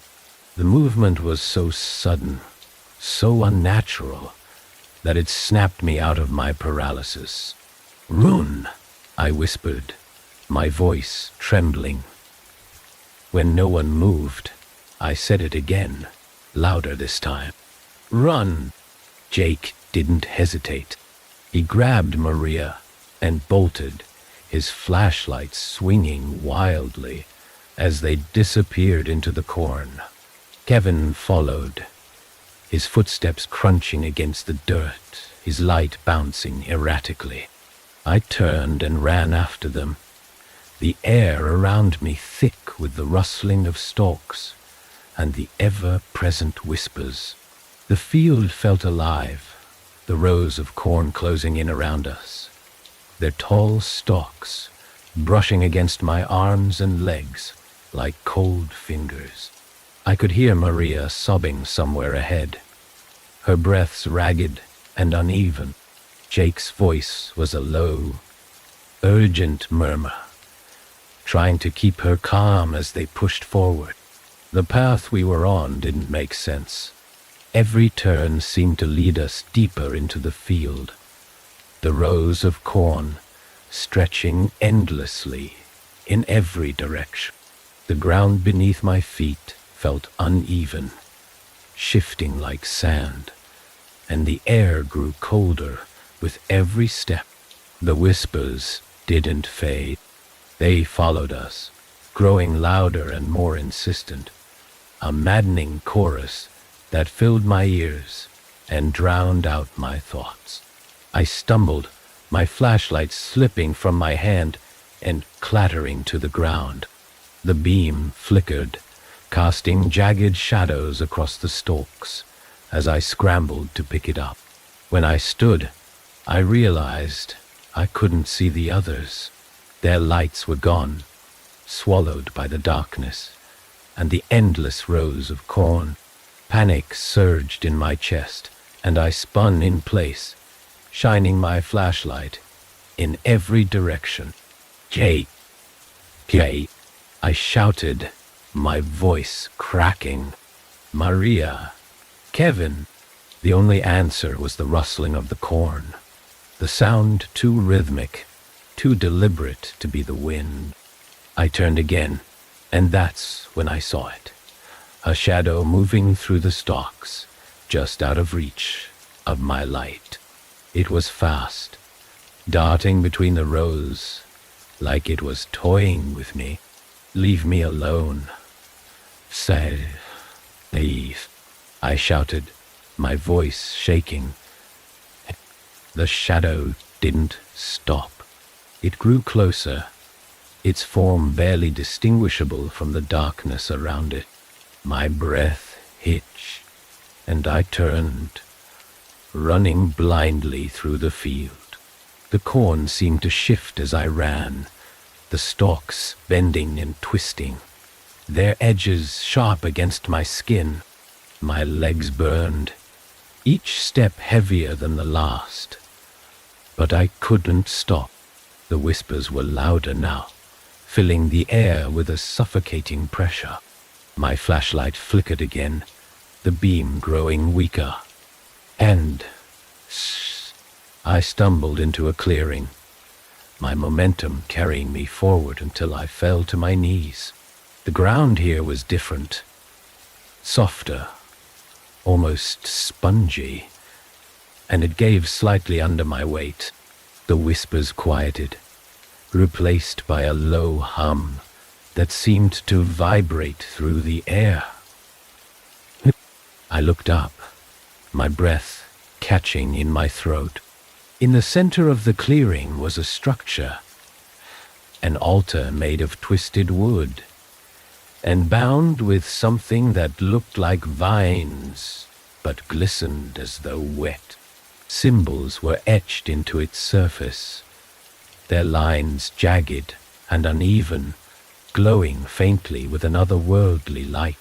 The air around it shimmered, distorting the space like a heat mirage. I heard footsteps behind me and spun around, raising my flashlight. It was Jake, his face pale and streaked with dirt, his chest heaving as he tried to catch his breath. "Maria?" I asked, my voice barely more than a whisper. "She's with Kevin," he said, his voice shaking. "Oh, Envelop, I think they made it out." The relief was short-lived. The hum grew louder, and the light from the altar flared, casting long, twisted shadows across the clearing. The air felt heavy, oppressive, and the whispers returned, louder and more frantic. I turned back to the altar, my flashlight beam steadying as it landed on something I hadn't noticed before. There was something lying on the altar, a bundle wrapped in the same cloth-like material as the figure we'd seen earlier. It moved, almost imperceptibly, as though something inside was struggling to break free. My stomach turned, and I stepped back, the beam of my flashlight shaking. Jake grabbed my arm, his voice low and urgent. "We need to go. Need to go." But I couldn't move. Eerie. I couldn't move. My eyes were fixed on the bundle, on the faint, rhythmic motion that suggested something alive. The whispers grew louder, overlapping and chaotic, and the shadows around the clearing began to move. The corn parted behind us, and the figure stepped into the clearing. It didn't stop this time. It moved toward the altar with deliberate purpose, the air around it rippling as it passed. The whispers seemed to respond to it, their tone shifting to something almost reverent. Jake pulled at my arm, his voice rising in panic. "Sarah, we have to go, now." The figure reached the altar, its hands, long and thin, with too many joints, hovering over the bundle. The cloth unraveled, revealing what lay beneath, and my breath caught in my throat. It was Kevin. Oh, what was left of him? His face was pale, his eyes open but unseeing. his body still as the figure bent over him. The whispers crescendoed, and the light from the altar flared, blinding and all-consuming. And then the world went dark. When the darkness lifted, it didn't bring relief. The light that returned wasn't natural. It came from no identifiable source. An eerie pale glow that clung to the clearing like mist. The air felt heavier than before, pressing against my chest with every shallow breath. My flashlight was still in my hand, but it had gone completely dark. I tapped the side of it out of habit, but the bulb remained lifeless. Jake stood beside me, his face ghostly in the strange light, his eyes locked on the altar. The figure was still there, its long, impossibly thin hands hovering over Kevin's lifeless body. The whispers hadn't stopped. If anything, they had grown louder, a chaotic storm of overlapping voices that seemed to swirl around the clearing. My ears ached from the sound, but it wasn't just the noise. It was the feeling that the whispers weren't external. They were inside me, crawling through my thoughts, pulling at the edges of my sanity. I wanted to scream, to shout Kevin's name, to do anything to break the oppressive hold of the moment, but my voice refused to come. Jake must have felt the same paralysis, because he stood frozen, his hands clenched into trembling fists. The figure moved, its motions slow and deliberate. Its hands pressed against Kevin's chest, and for a moment, the light around the altar flared, bright and sickly green. Kevin's body arched violently, a ragged, choking sound escaping his throat. My stomach twisted as I realized he was still alive, or something close to it. His eyes were wide and unseeing, his mouth opening and closing as though trying to speak, but no words came out. "Kevin!" I finally found my voice, the shout breaking free, with a raw edge that echoed unnaturally through the clearing. The figure didn't react. Its focus remained on Kevin, its hands moving in slow, ritualistic patterns over his chest. I stepped forward, instinct driving me, even though every fiber of my being screamed to run. Jake grabbed my arm, his grip like iron. "Don't," he said, his voice barely audible over the whispers. "You don't know what it'll do. I can't just stand here," I hissed, my heart pounding in my chest. But even as I said it, I knew he was right. The figure radiated something, an aura of wrongness that felt like walking into a room where the air had been sucked out. It wasn't human, and whatever it was doing to Kevin, I didn't have the power to stop it. The whispers shifted. They weren't just noise anymore. They were words, faint but distinct, threading through the chaos. At first, I couldn't understand them, but as they grew louder, they coalesced into something almost intelligible. A name. My name. My Sarah. The voice was soft and fragmented, like leaves rustling in the wind, but it was unmistakable. It was Kevin's voice. And I froze, my blood turning to ice, as I realized it wasn't coming from him. It was coming from everywhere. The clearing, the corn, the shadows.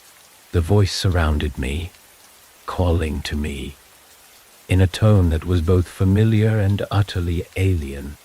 Jake must have heard it too, because he turned to me, his face pale.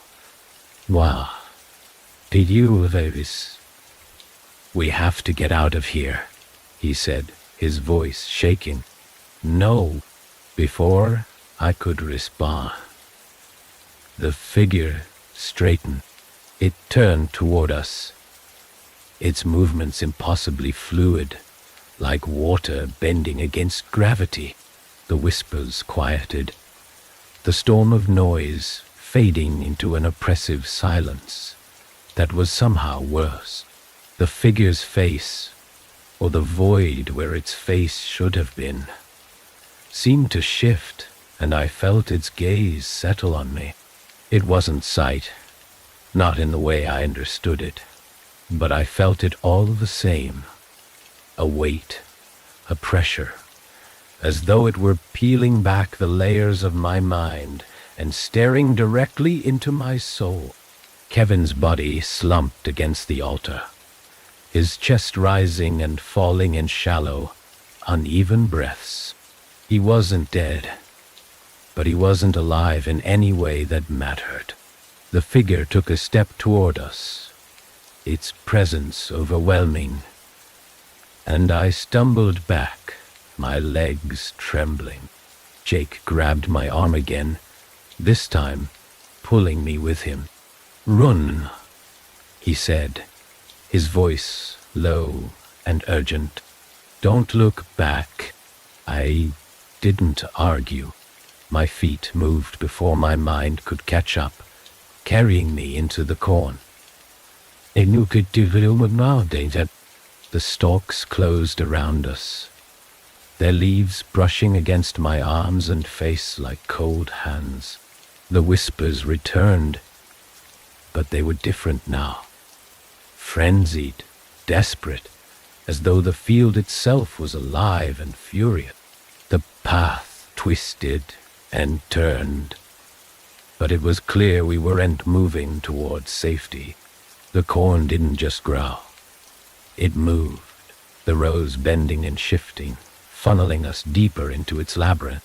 My flashlight was still dead, the pale glow from the clearing fading with every step, until we were plunged into near total darkness. Jake stumbled ahead of me, his breathing ragged. "Do you hear it?" he asked, his voice barely above a whisper. "Hear what?" I managed to choke out, though the answer came before he could speak. It was faint at first, but it grew louder, a low, rhythmic thrum that vibrated through the ground beneath my feet. It wasn't just a sound, it was a presence, something vast and ancient that seemed to pulse with each beat. The whispers surrounded it, a chorus of voices that rose and fell in time with the rhythm. "Stop!" Then Jake suddenly shouted, grabbing my arm and pulling me to a halt. He pointed ahead, his hand shaking. "Do you see it?" I squinted, my eyes adjusting to the darkness, and saw what he meant. Ahead of us, the corn parted again, revealing another clearing. This one was smaller, but at its center stood another altar. It was different from the first, more crude, made of rough stones piled haphazardly. The symbols, etched into its surface, glowed faintly, their lines pulsing in time with the rhythmic thrum. And there, standing motionless beside the altar, was another figure. This one was smaller, its form less defined, but it carried the same oppressive aura as the first. Its hands were outstretched, palms facing upward, and in them rested a small object, a circular disc that shimmered faintly, its surface marked with the same glowing symbols as the altar. The whispers grew louder, and I felt a pull, an almost physical force drawing me toward the altar. My feet moved involuntarily, one step, then another, until Jake's hand tightened on my arm. "Don't," he said, his voice filled with a fear I'd never heard before. "Sarah, whatever it is, it's not for us." But I couldn't stop. The pull was too strong, the whispers too insistent. My hand reached out toward the disc, my fingers trembling as they brushed against its surface. The moment I touched it, the world shifted. The whispers turned to screams, and the ground beneath my feet gave way, plunging me into darkness. The fall felt endless. Liun. I wasn't sure if I was plummeting through the air or being pulled downward by something unseen. But the darkness around me was absolute, swallowing every shred of light. My stomach churned, and my lungs burned as though the air itself had been sucked away.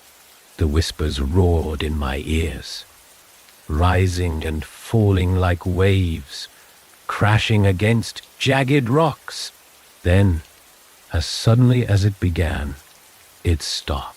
I hit the ground hard, the impact knocking the breath from my chest. The surface beneath me was cold and damp, like wet stone, and it smelled of mildew and rot. I lay there for a moment, my body trembling, my mind reeling from the disorientation. When I opened my eyes, the darkness was different. Not as suffocating, but still oppressive. A faint, sickly green glow illuminated the space around me, casting long, flickering shadows that danced across the wall. I pushed myself upright, every muscle in my body aching, and tried to make sense of where I was. It wasn't a field anymore. No me. The corn was gone, replaced by towering walls of stone that rose high into an unseen ceiling. The walls were lined with strange, twisting roots that pulsed faintly, as though alive. The air was thick and damp, filled with a low, rhythmic thrum that I could feel vibrating through my chest. "Jake," I called, my voice echoing unnaturally in the cavernous space. It came out weak, hoarse, and uncertain. "Kevin? Maria?" The only response was the thrum, steady and unrelenting, like a heartbeat that didn't belong to anything human. I stood on shaky legs, my flashlight still dead in my hand, and began to move forward. The ground beneath me was uneven, slick with something I didn't want to identify. My footsteps echoed loudly, too loud, as though the cavern was amplifying every sound to remind me how alone I was. I turned a corner and froze. Ahead of me, the glow grew brighter, casting a harsh light on the scene before me. The roots that lined the walls converged at the center of the space, twisting together into a massive, gnarled mass that pulsed with an unnatural energy. Embedded within it were more of the symbols, spirals, jagged lines, and intersecting shapes that seemed to writhe and shift when I stared too long. And then I saw them. Bodies. Dozens of them, tangled within the roots, their forms twisted and contorted as though they'd been caught mid-scream. Their eyes were open but lifeless, their mouths agape in expressions of frozen agony. Some were fresh, their skin pale and bloodless, while others were little more than skeletons, their bones wrapped in the same cloth-like material as the figures I'd seen before. I stumbled back, my stomach lurching at the sight. My flashlight slipped from my hand and hit the ground with a hollow clatter. The sound echoed through the cavern, and the thrum faltered for a brief moment before resuming, louder this time, more insistent. I heard footsteps behind me. Ew, da, titel. They were slow, deliberate, and far too heavy to belong to anyone I knew. My breath caught in my throat as I turned, my heart pounding so hard it felt like it might burst. A figure emerged from the shadows, its form shrouded in darkness, but I knew immediately that it wasn't human. Its body was elongated, its limbs impossibly thin, and its face, or the void where its face should have been, was featureless and black. It moved with an eerie grace, each step fluid and purposeful, as though it had been waiting for this moment. For me, I backed away, my hands fumbling for the flashlight on the ground. But the beam remained dead. The figure tilted its head, the motion unnaturally slow, and the whispers began again, louder this time, filling the cavern with a cacophony of sound. They weren't coming from the figure. They were coming from the roots, from the walls, from everywhere. The figure reached out a hand, its fingers too long, too many joints, and pointed toward the center of the cavern, toward the pulsing mass of roots and symbols. "No," I whispered, my voice shaking. "I'm not going anywhere near that." The whispers surged, their tone shifting to something almost pleading, and I felt an invisible force tugging at me, pulling me forward. My feet moved against my will, each step heavy and reluctant, as though the ground itself was conspiring to drag me closer. When I reached the center, the air grew colder, sharper, and the thrum became deafening. The symbols on the roots glowed brighter, their lines twisting and writhing as though alive.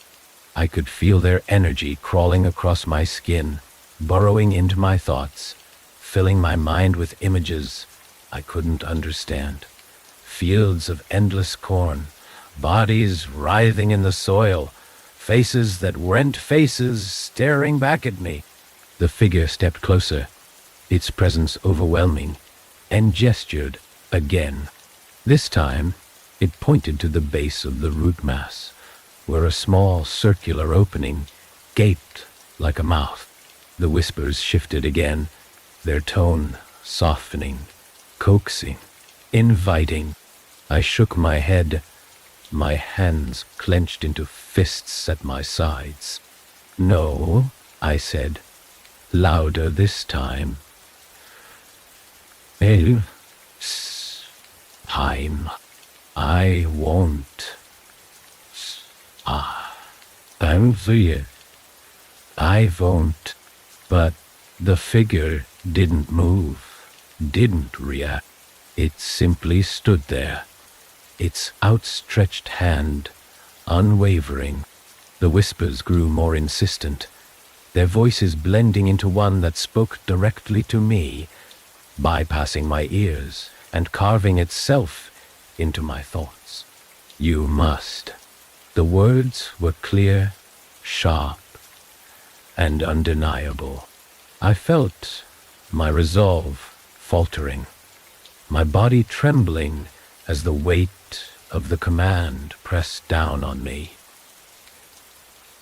I looked at the opening, at the darkness within, and felt a pull stronger than anything I'd ever known. I took a step forward, then another. The figure remained still, its presence a constant oppressive weight behind me. The whispers fell silent. As I reached the opening, the quiet more terrifying than the noise had been, I hesitated, my breath shallow and ragged, and reached out a trembling hand toward the darkness. The air inside was colder, sharper, and as my fingers brushed the edge of the opening, the world around me shifted. The cavern dissolved into darkness, and I was falling again. The sensation of falling was different this time. Slower, heavier, like I was sinking through thick, viscous air. The darkness wasn't absolute anymore. Faint streaks of green light shimmered around me, illuminating glimpses of shapes I couldn't fully comprehend. They were massive, twisting forms that seemed to pulse with life, their edges indistinct and constantly shifting. I couldn't tell if they were roots, structures, or something far worse. When I finally hit solid ground, it wasn't as jarring as before. The surface was soft and pliable, almost spongy, and it shifted slightly under my weight. The air here was colder, carrying a faint, acrid smell that burned the back of my throat with each breath. I stayed on my hands and knees for a moment, trying to steady myself. But the world around me seemed to pulse in time with the steady thrum that vibrated through my chest. I pushed myself upright, my legs trembling, and took in my surroundings. I was in a vast chamber, larger than anything I could have imagined. The walls curved upward and outward, meeting high above, in a domed ceiling that seemed to stretch into infinity. They were covered in the same twisting, glowing roots I'd seen before, their light casting eerie, flickering patterns across the space. At the center of the chamber was something that defied explanation. Explanation. It wasn't a structure, not exactly, but a massive, organic mass that pulsed and writhed as though alive. Its surface was covered in the same glowing symbols, but these were larger, more intricate, their lines twisting and overlapping in ways that hurt to look at. It radiated a sense of power, of hunger, that made my stomach churn. I wasn't alone. Figures stood around the edge of the chamber, their forms shrouded in shadow. They were taller than any human, their limbs unnaturally long and thin, and their faces, if they had faces, were obscured by the darkness. They didn't move, but I could feel their presence, their attention fixed on me with an intensity that made my skin crawl. The whispers returned, louder and more distinct than before. They filled the chamber, echoing off the walls in a chaotic symphony of overlapping voices. But now, I could make out fragments of words, phrases that seemed to twist and shift as I tried to understand them. The harvest, the offering, the cycle. They weren't speaking to me. They were speaking through me, their voices burrowing into my mind and unearthing fears I didn't know I had. I stepped back, my breath hitching, but the ground beneath me shifted, throwing me off balance. I stumbled forward, closer to the pulsing mass at the center of the chamber. Envelop. The whispers surged, their tone rising to a fever pitch, and I felt something stir within the mass, a presence, vast and ancient, that seemed to fill the air around me. And then it spoke. The voice wasn't like the whispers. It wasn't fragmented or chaotic. It was singular, deep and resonant, and it echoed through the chamber with a weight that made my knees buckle. "You have come," it said, the words vibrating through my chest. "The cycle must continue." I shook my head, my heart pounding. "I don't understand," I said, my voice trembling. "What cycle? What do you want from me?" The presence shifted, the pulsing of the mass growing faster, more erratic. "The harvest must be completed," the voice said. "The field must be fed." I took another step back, my mind racing. The field. Engel. The field. The corn. Nunt. The disappearances. It all connected.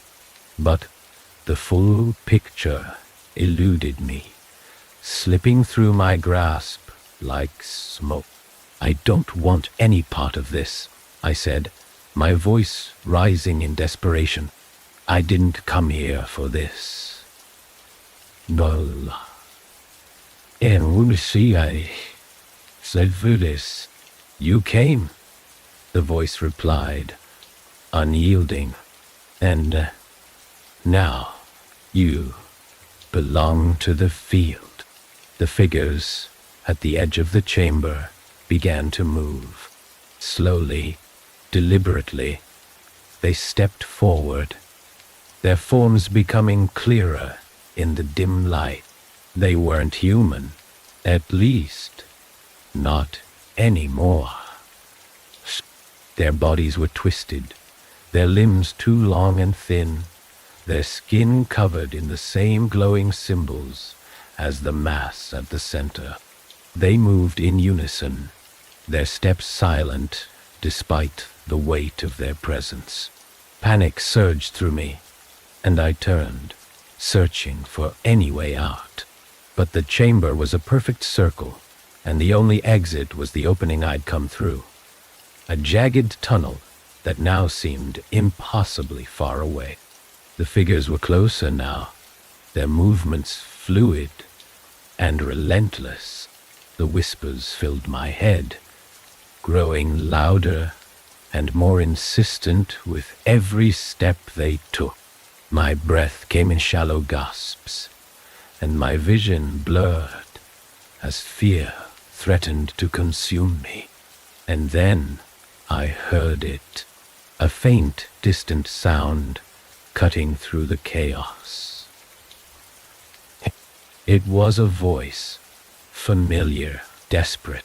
"Jake, don't, Dana, Bebueville, Amori, Tenant, Sarah," he shouted, his voice echoing through the chamber. "Where are you?" I turned toward the sound, my heart leaping with both relief and dread. He was alive, but for how long? The figures didn't seem to notice him, their attention still fixed on me. But I knew it wouldn't last. "Here!" I screamed, my voice cracking. "I'm here!" The sound of footsteps grew louder, and moments later, Jake emerged from the tunnel. His face was pale, his eyes wide with fear. But he didn't hesitate. He ran toward me, his flashlight cutting through the darkness. "What the hell is this?" he demanded, his voice trembling as he took in the scene. But there was no time to explain. The figures turned toward him now, their movements quick and fluid, and I saw the moment realization dawned on his face. "We have to go," I said, grabbing his arm and pulling him back toward the tunnel.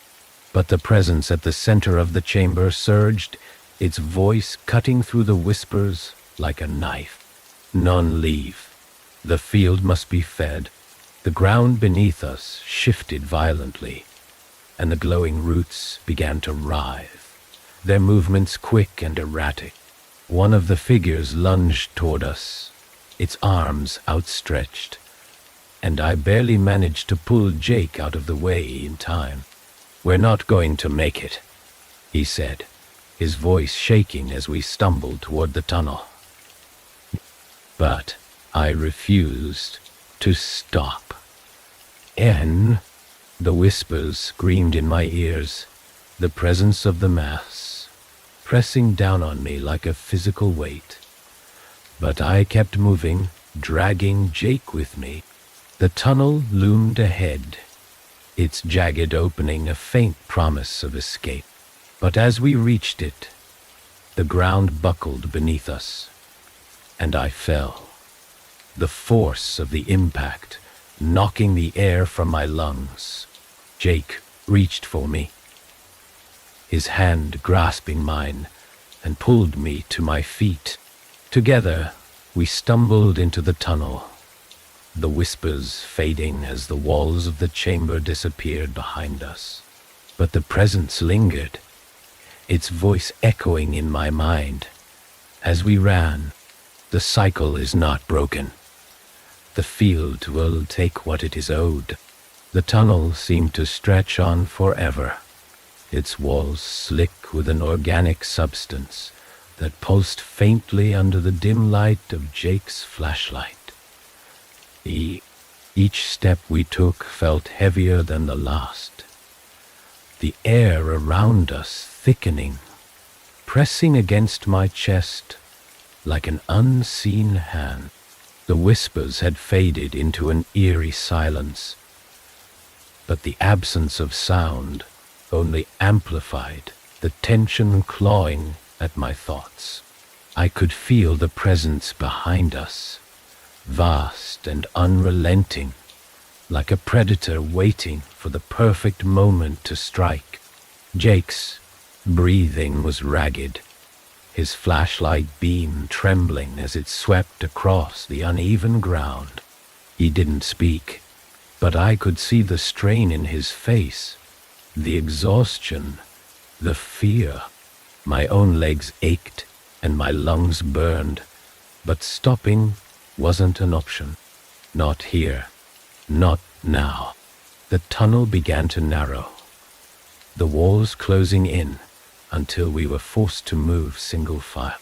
The air grew colder, sharper, each breath slicing through my throat like broken glass. The ground beneath us was uneven, and my foot slipped more than once, sending sharp jolts of pain up my legs. Jake stumbled ahead of me, catching himself against the wall, and muttered a curse under his breath. Then the tunnel opened into another chamber. It wasn't as large as the one we'd left behind, but the air inside carried the same oppressive weight, the same sense of being watched. The walls were lined with more of the twisting roots, their glowing symbols casting flickering shadows across the space. At the center of the chamber was a pedestal, carved from the same rough organic material as the altar I'd seen earlier.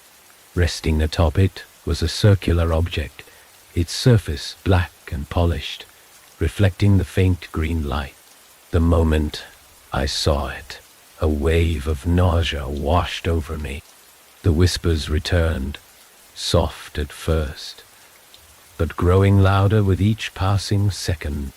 They weren't coming from the chamber itself. They were coming from the object. It radiated a sense of wrongness, a pull that I could feel deep in my chest, tugging at something I couldn't quite name. Jake stopped beside me, his flashlight beam fixed on the pedestal.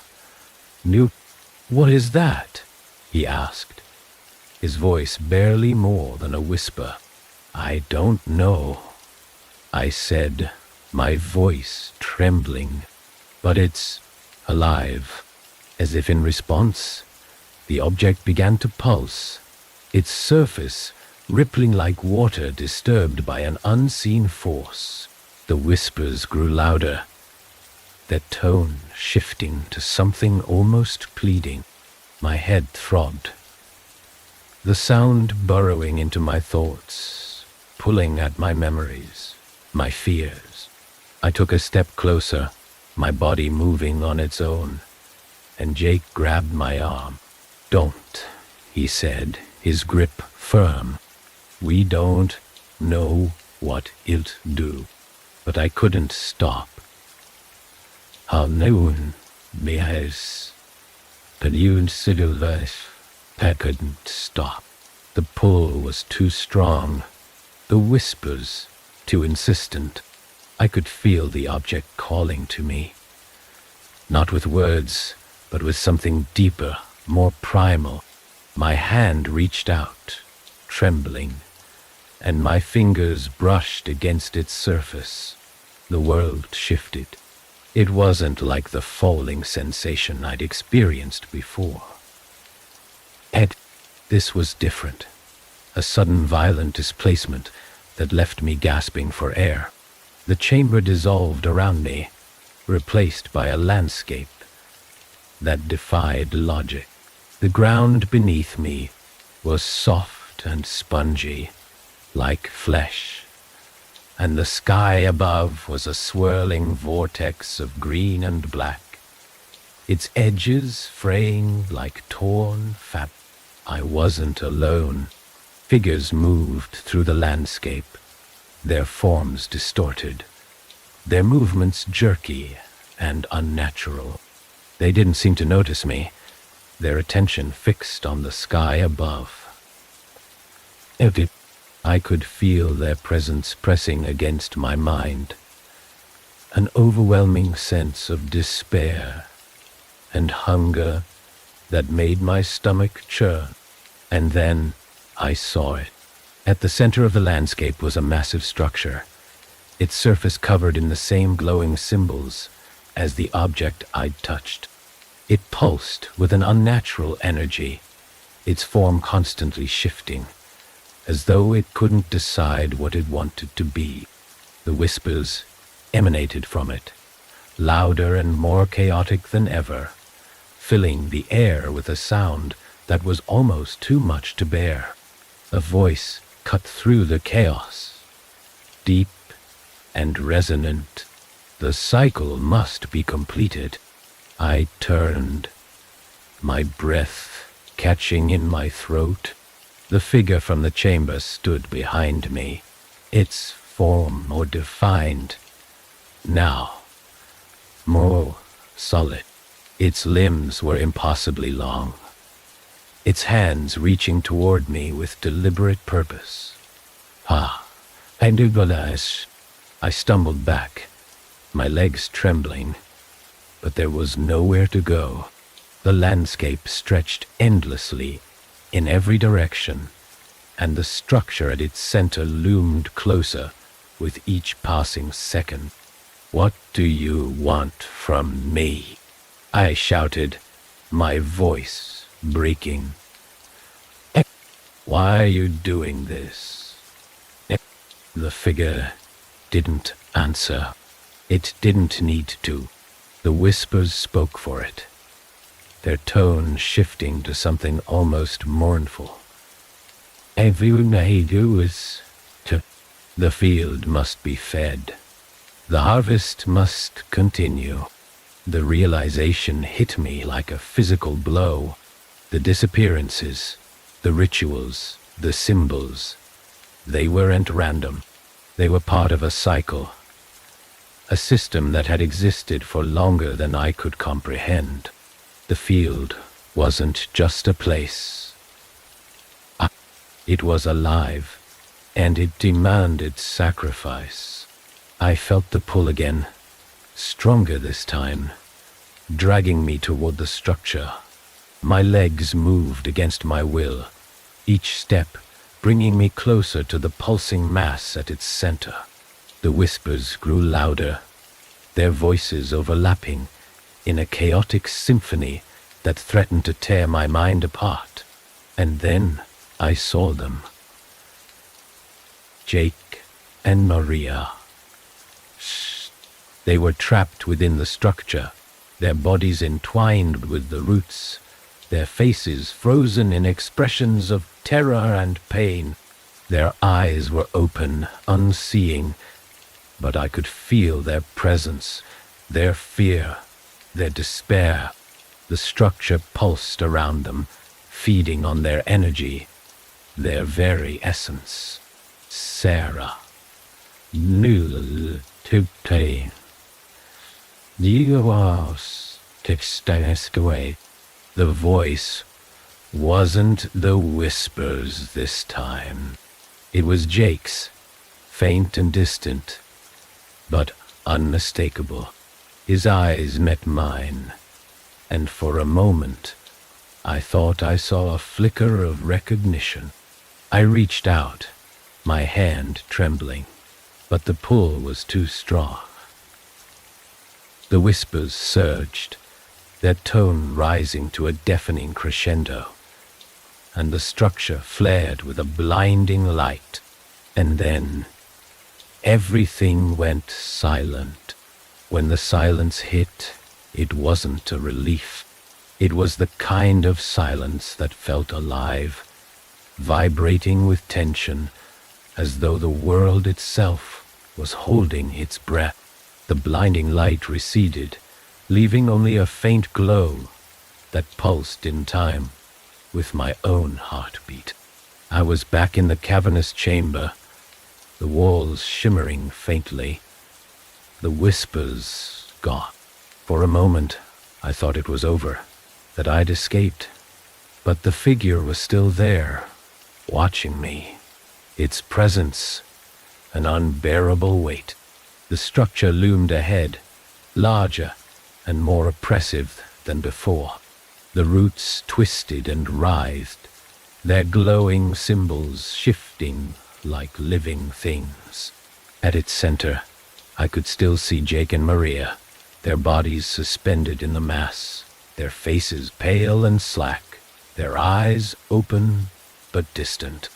A voice spoke, deep and resonant, filling the chamber like a physical force. The cycle continues.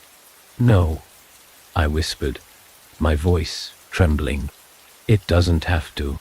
The figure stepped forward, its movements fluid and deliberate. It raised one long skeletal hand, pointing toward the structure. The field must be fed. The harvest is eternal. My legs felt heavy, rooted to the spot as the meaning of its words sank in. The field wasn't just alive. It was insatiable. The disappearances, the rituals, the symbols, they were all part of a never-ending cycle, a machine designed to sustain the field's hunger. And now I was part of it. Why me? I asked, my voice breaking. Why us? The figure didn't answer. Instead, the whispers returned, faint but insistent, threading through my thoughts like needles. The chosen sustain. The field endures. I took a step back, my pulse pounding in my ears. No, I said, louder this time. I won't be part of this. I won't let you take them. The figure tilted its head, the motion unnervingly slow. You misunderstand. They are already taken. You remain. The offering incomplete. The weight of its words hit me like a physical blow. Jake and Maria weren't just trapped. They were gone. their lives consumed by the field. But I wasn't ready to accept that. I wouldn't leave them to this. Ah. My eyes darted to the pedestal where the circular object still rested. It pulsed faintly, its surface shimmering with the same sickly light as the symbols on the wall. I didn't know what it was or what it could do, but it was the only thing in this nightmare that felt tangible, real. I ran for it. The figure didn't move to stop me, but the chamber itself seemed to react. The roots writhed violently, their glowing symbols flaring brighter, and the ground beneath me shifted like a living thing. The whispers surged, a chaotic symphony that filled my head with overlapping voices, each one louder than the last. I reached the pedestal and grabbed the object, its surface cold and smooth against my skin. The moment I touched it, the whispers stopped. The chamber fell deathly silent, and the light from the walls dimmed. I turned to face the figure, holding the object like a weapon. What happens if I destroy this? I demanded, my voice steady, despite the terror clawing at my chest. Does it end? Does the field die? Duel, the field die. The figure didn't answer, but its posture shifted, its elongated limbs tensing as though in anticipation. For the first time, I felt something like fear emanating from it. Not fear for itself, but for the cycle it was bound to protect. I tightened my grip on the object, my knuckles white. You, said the cycle, has to continue. But what if I break it? The whispers returned, softer this time, almost pleading. The field must endure. The field must be fed. No, I said, my voice rising. Not any more. With all the strength I could muster, I raised the object above my head and slammed it down against the pedestal. The impact sent a shockwave through the chamber, a blinding light erupting from the shattered pieces as the object splintered into shards. The roots recoiled, their symbols flickering and dimming, and the figure let out a sound that was more felt than heard, a deep guttural roar that vibrated through my bones. The ground beneath me buckled, and I fell, the chamber collapsing around me. The whispers turned to screams, a chaotic wail that echoed in my mind as the walls crumbled, the light fading to darkness. I felt myself being pulled downward, the air rushing past me as I fell. When I hit the ground, it was hard and cold. I opened my eyes to find myself lying in the middle of the cornfield, the stalks swaying gently in the breeze. The oppressive weight, the whispers, the figure. It was all gone. The field was silent. I staggered to my feet, my legs trembling, and looked around.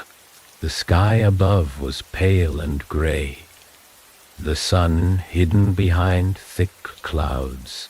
The corn stretched endlessly in every direction, but the path ahead was clear, leading back toward the edge of the field.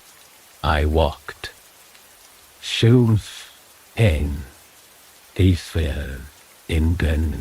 The silence was deafening, each step crunching against the soil like a gunshot.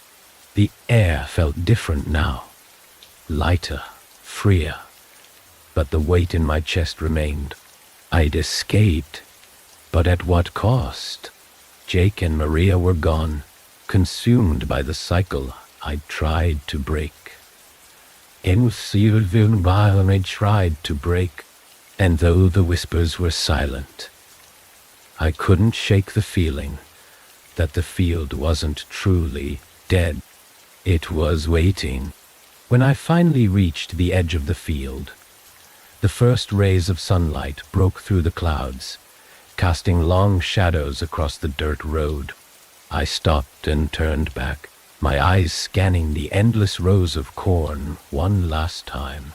The stalks swayed gently, their movements almost imperceptible.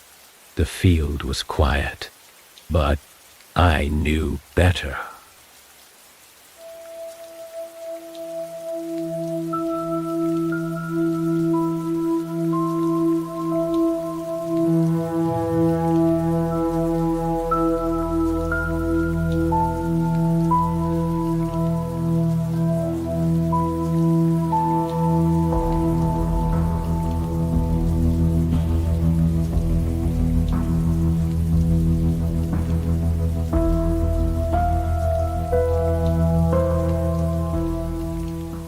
The fire crackled softly, its flickering light casting dancing shadows on the tall trees surrounding us. The forest felt alive, but not in a comforting way, more like it was holding its breath, waiting for something to happen. The air was unnaturally still, thick with the kind of quiet that made every small sound feel like a shout. Somewhere in the distance, an owl called out, its voice echoing faintly before being swallowed by the oppressive silence. Tyler sat across from me, a smirk tugging at the corners of his mouth as he poked at the fire with a stick. He thrived in moments like this, when the rest of us felt uneasy, like he fed off the tension. Mia was huddled close to Erin, her arms wrapped tightly around her knees, her eyes darting toward the shadows beyond the firelight. I could tell she was trying to play it cool, but the way she flinched every time a log popped betrayed her nerves. I didn't blame her. There was something wrong with this place, something I couldn't quite put into words. It wasn't just the eerie silence, or the way the trees seemed to loom closer the longer we sat there. It was the feeling, an invisible weight pressing against my chest, making it harder to breathe, like the forest itself didn't want us here. Here, Tyler broke the tension with a laugh, low and mocking. "You guys are scared of nothing," he said, his voice cutting through the quiet like a blade. "It's just a bunch of trees. No monsters, no ghosts, no weird forest spirits, just your imagination." I didn't respond.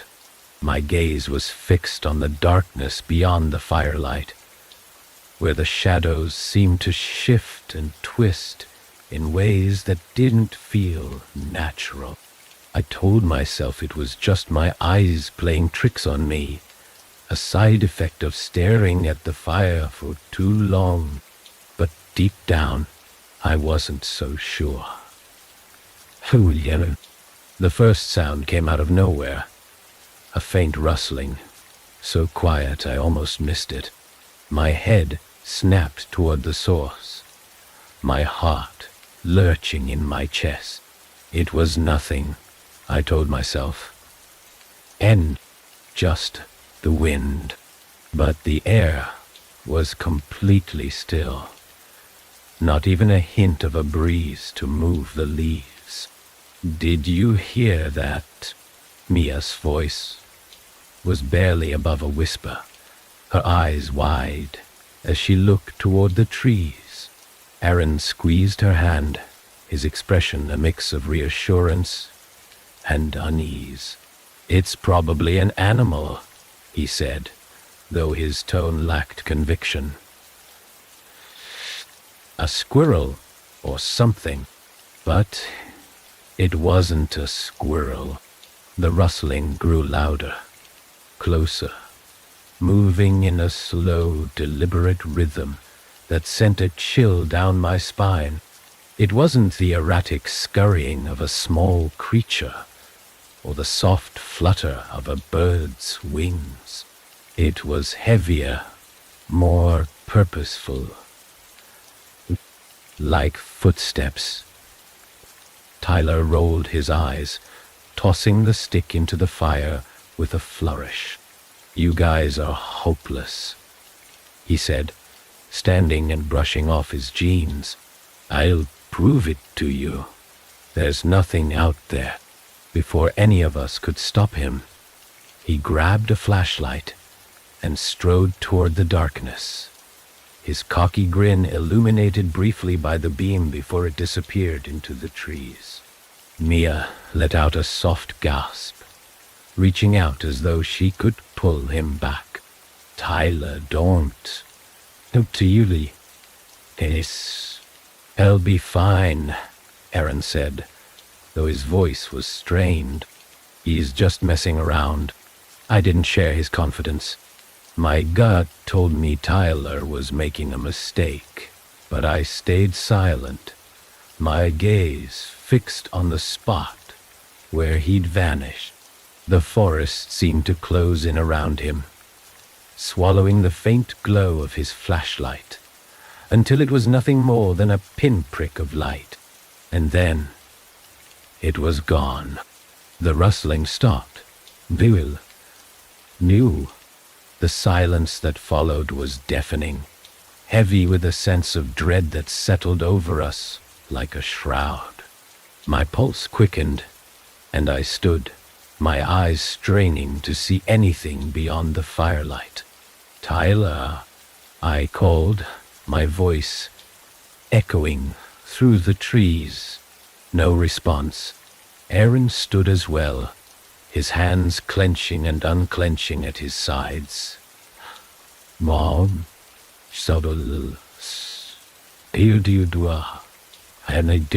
he's messing with us," he said, though he sounded more like he was trying to convince himself, trying to freak us out.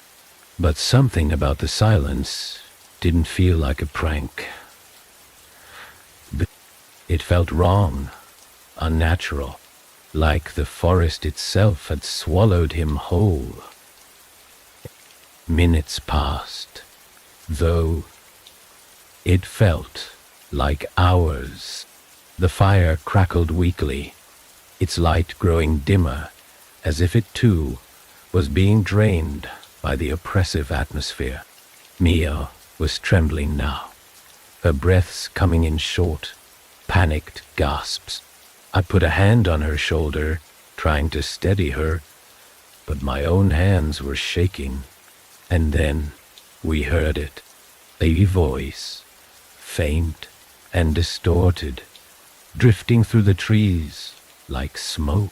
At first I thought it was Tyler, but there was something off about it, something that made the hairs on the back of my neck stand on end.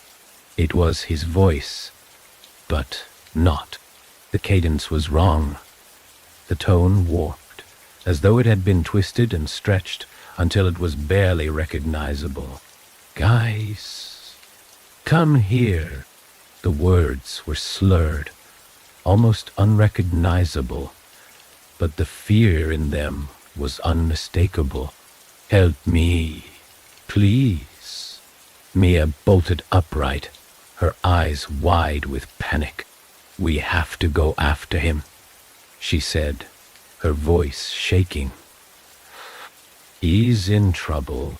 Aaron grabbed her arm, stopping her before she could move. "Wait," he said, his voice low and urgent. "We don't know what's out there." "He's out there," she shot back, tears streaming down her face. We can't just leave him. I didn't know what to do. El. Shh. My mind was racing, torn between the need to help Tyler and the overwhelming sense of danger that hung in the air like a thick fog. The voice called out again, closer this time, but still distorted, wrong. Please. It hurts. The fire sputtered, sending a shower of sparks into the air, and the shadows around us seemed to ripple, moving in ways that defied logic. I clenched my fists, my jaw tightening as I made my decision. Stay here, I said, my voice steadier than I felt. I'll go find him. And Aaron opened his mouth to protest, but I was already moving, grabbing a flashlight and stepping into the darkness. The beam cut through the trees, illuminating the narrow path ahead, but it did little to dispel the feeling that I was being watched. The rustling started again, louder this time, coming from all around me. My breath hitched, and I turned in circles, trying to pinpoint the source, but the sound was everywhere. The trees loomed closer, their gnarled branches reaching out like skeletal hands. The flashlight flickered, the beam weakening, and my heart raced as I fought the urge to turn back. And then I saw it, a figure standing just at the edge of the light. It wasn't Tyler. It was too tall, its limbs too long, its face obscured by shadow. It stood motionless, watching me, its presence heavy and suffocating. The flashlight flickered again, and the figure was gone. The rustling stopped, and I was alone. The silence was suffocating, broken only by the faint crackling of the dying fire far behind me. The flashlight in my hand flickered, its beam wavering, as though it too was struggling to hold on. My chest tightened, every breath feeling like a battle against the weight pressing down on me. I turned slowly, scanning the forest, my pulse thundering in my ears. The figure was gone, or at least, it wasn't where I'd seen it. The shadows seemed deeper now, moving with a life of their own, shifting just outside the edge of the light. I took a cautious step forward, the crunch of leaves beneath my boots too loud in the stillness. My grip on the flashlight tightened, my knuckles white. Tyler? I called again, my voice trembling. It echoed through the trees, swallowed by the void beyond the beam of light. No answer, only the faint rustling of branches high above, as if the forest itself was breathing. Then, a sound, soft, distant, but unmistakable. It was a voice, barely more than a whisper, carried on the still air. Over here, it was Tyler's voice, but something about it made my skin crawl. It was too slow, too deliberate, each word stretched unnaturally.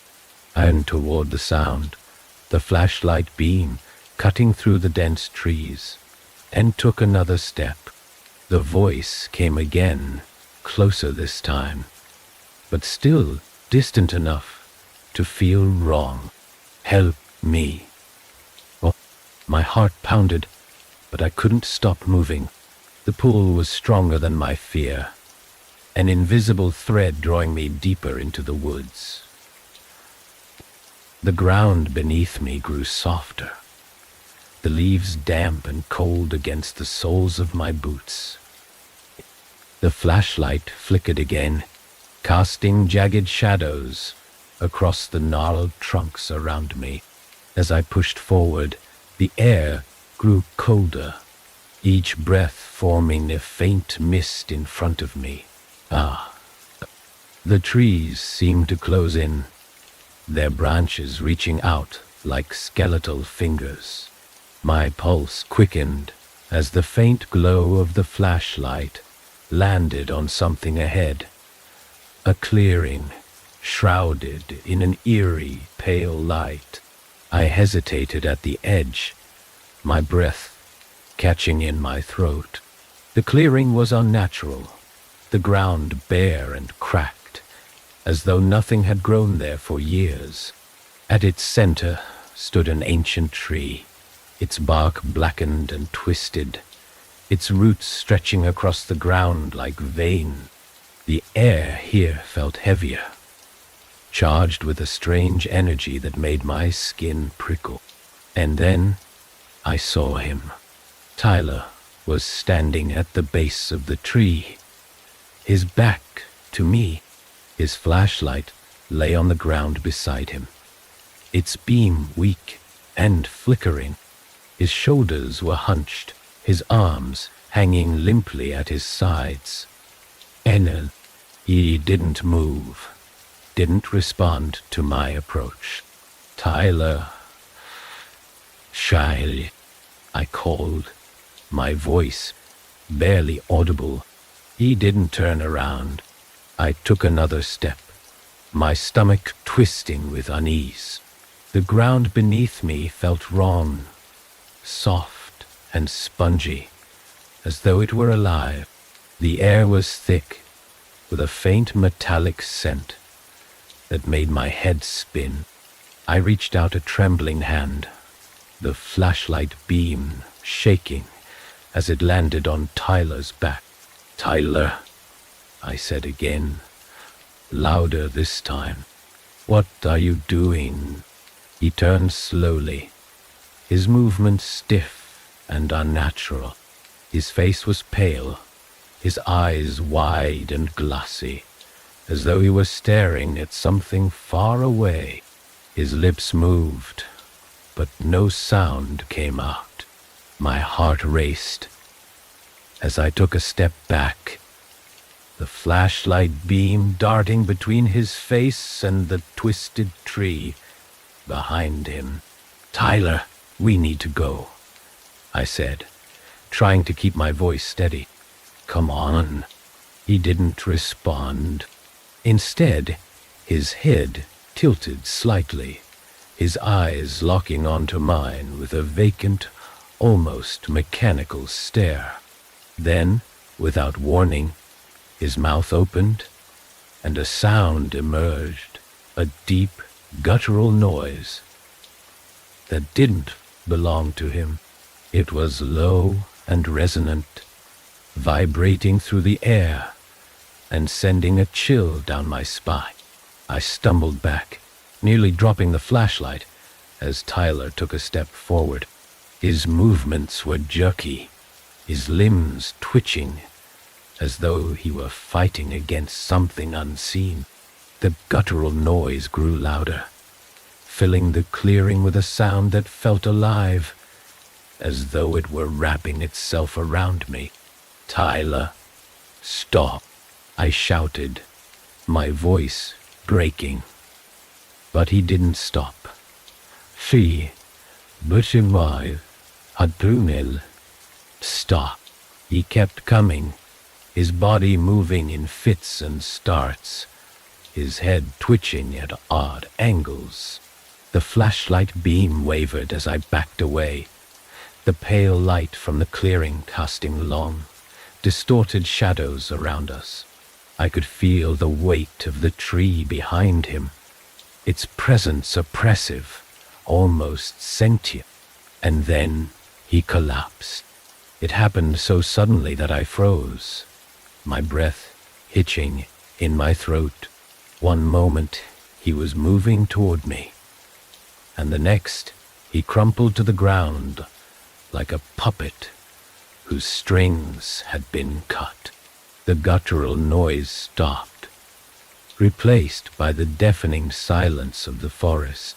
I stood there, my body trembling, the flashlight beam fixed on Tyler's motionless form. The clearing felt alive, the air thrumming with an energy I couldn't see, but could feel in every inch of my skin. My instincts screamed at me to run, to get as far away from this place as possible, but I couldn't leave him. Taking a shaky step forward, I crouched beside him, my hand reaching out to touch his shoulder. His skin was cold, clammy, and he didn't react to my touch. "Tyler," I whispered, my voice trembling. "Can you hear me?" His eyes fluttered open, and for a brief moment, I thought I saw recognition in them. But then his expression twisted, his face contorting in pain. His lips moved again, and this time, the words that came out were barely audible, but they chilled me to my core. "It's in the tree." Before I could respond, the ground beneath us shuddered, a low rumble echoing through the clearing. The tree's twisted roots began to writhe, their movements slow and deliberate, as though they were reaching for us. A deep, resonant hum filled the air, vibrating through my chest and making my vision blur. I grabbed Tyler's arm, pulling him to his feet as best I could. "We have to go," I shouted, my voice drowned out by the growing hum. The roots crept closer, their movements deliberate, relentless. Tyler stumbled beside me, his steps unsteady, but he moved. We broke into a run, the flashlight beam bouncing wildly as we fled the clearing. The forest around us seemed alive now, the trees twisting and bending as though they were watching, waiting. The hum followed us, growing fainter with each step, but it never truly stopped. When we finally burst through the tree line and into the faint light of the campfire, the air felt lighter, the oppressive weight lifting ever so slightly. Mia and Aaron were on their feet, their faces pale with fear as they ran toward us. "What happened?" Aaron demanded, his voice trembling. I didn't answer. I couldn't. My mind was spinning. The image of the tree and its writhing roots burned into my memory. I looked at Tyler, his face pale and drawn, his eyes distant. He didn't speak, didn't acknowledge us. But as I turned back toward the forest, I could still feel it. The presence watching us from the shadows, waiting. The fire's glow felt weak, an illusion of safety that couldn't reach beyond the edge of the clearing. The air around us was still heavy, thick with the same unsettling quiet that had followed us out of the forest. Tyler sat near the fire, staring blankly into the flames. He hadn't said a word since we dragged him back, and the dull, hollow look in his eyes sent a chill through me every time I glanced at him. Mia hovered near him, her expression a mix of fear and helplessness. "We need to leave," she whispered, her voice trembling. "Right now. Whatever's out there, it's not going to stop." Aaron shook his head, pacing near the edge of the clearing. "And go where? It's pitch black, and the trail's gone. You saw how the woods shifted. We could get lost for good." His voice cracked with frustration, but I could see the fear beneath it. He was holding himself together by a thread. I crouched near Tyler, trying to meet his gaze. "Tyler," I said softly, my voice steady despite the knot of anxiety tightening in my chest. "What did you see? What happened out there?" His lips moved, but no sound came out. It was as if the effort to speak was too much. His hands twitched in his lap, his fingers curling and uncurling like they didn't belong to him. My stomach turned as I realized his nails were blackened, like they'd been burned. The fire sputtered, the flames shrinking as a gust of cold air swept through the clearing. It carried a faint, metallic scent that made my throat tighten. I stood, scanning the tree line. The shadows seemed closer than before, pressing in like a living wall. The flashlight in my hand felt useless against the oppressive darkness. And then the whispers returned. They were faint at first, barely audible, but they grew louder, threading through the still air like tendrils of smoke. They didn't sound like words, not exactly, but their rhythm carried an undeniable intent. I felt them in my chest, vibrating through my ribcage, pulling at the edges of my thoughts. "Do you hear that?" Mia's voice was a tremor, barely more than a breath. Aaron stopped pacing, his face pale as he turned toward the sound. "It's the wind," he said, though his voice wavered. "Just the wind." But it wasn't the wind. The whispers were deliberate, purposeful, and they were getting closer. I stepped toward the edge of the clearing, the flashlight beam shaking as I swept it across the trees. The shadows twisted unnaturally, moving even when the light held steady. My heart pounded, a frantic rhythm that matched the growing intensity of the whispers. A branch snapped somewhere to my left. I spun toward the sound, my grip tightening on the flashlight. The beam landed on nothing but empty woods, yet I couldn't shake the feeling that something had been there, just out of sight. "Rachel," Mia's voice was sharp, urgent. "Get back here." I didn't move. My eyes were locked on the trees, on the way the darkness seemed to ripple like a living thing. The whispers shifted, their tone rising and falling like a chant, and I felt a cold sweat break out across my skin. And then I saw it. A figure stood just beyond the tree line, partially obscured by the shadows. It was too tall, its limbs unnaturally long, its head tilted at an angle that defied anatomy. Its body was wrapped in something that looked like cloth, but it moved like it was alive, writhing against its frame. The whispers grew louder, almost deafening, and I felt my knees weaken as its faceless gaze turned toward me.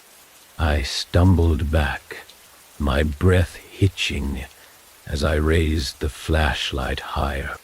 The figure didn't move. It just stood there, watching, its presence pressing against me like a physical weight. My mind raced, screaming at me to run, but my body felt frozen, trapped in its unrelenting stare. "Rachel!" Aaron's shout snapped me out of my paralysis. I turned and bolted toward the fire, my chest heaving as I gasped for air. The flashlight beam bounced wildly, catching glimpses of the clearing as I ran. When I reached the others, I skidded to a stop, my heart racing. "There's something out there," I managed to choke out, my voice trembling. It's watching us. Aaron grabbed a piece of wood from the fire, its end glowing faintly with embers, and held it out like a weapon. "What did you see?"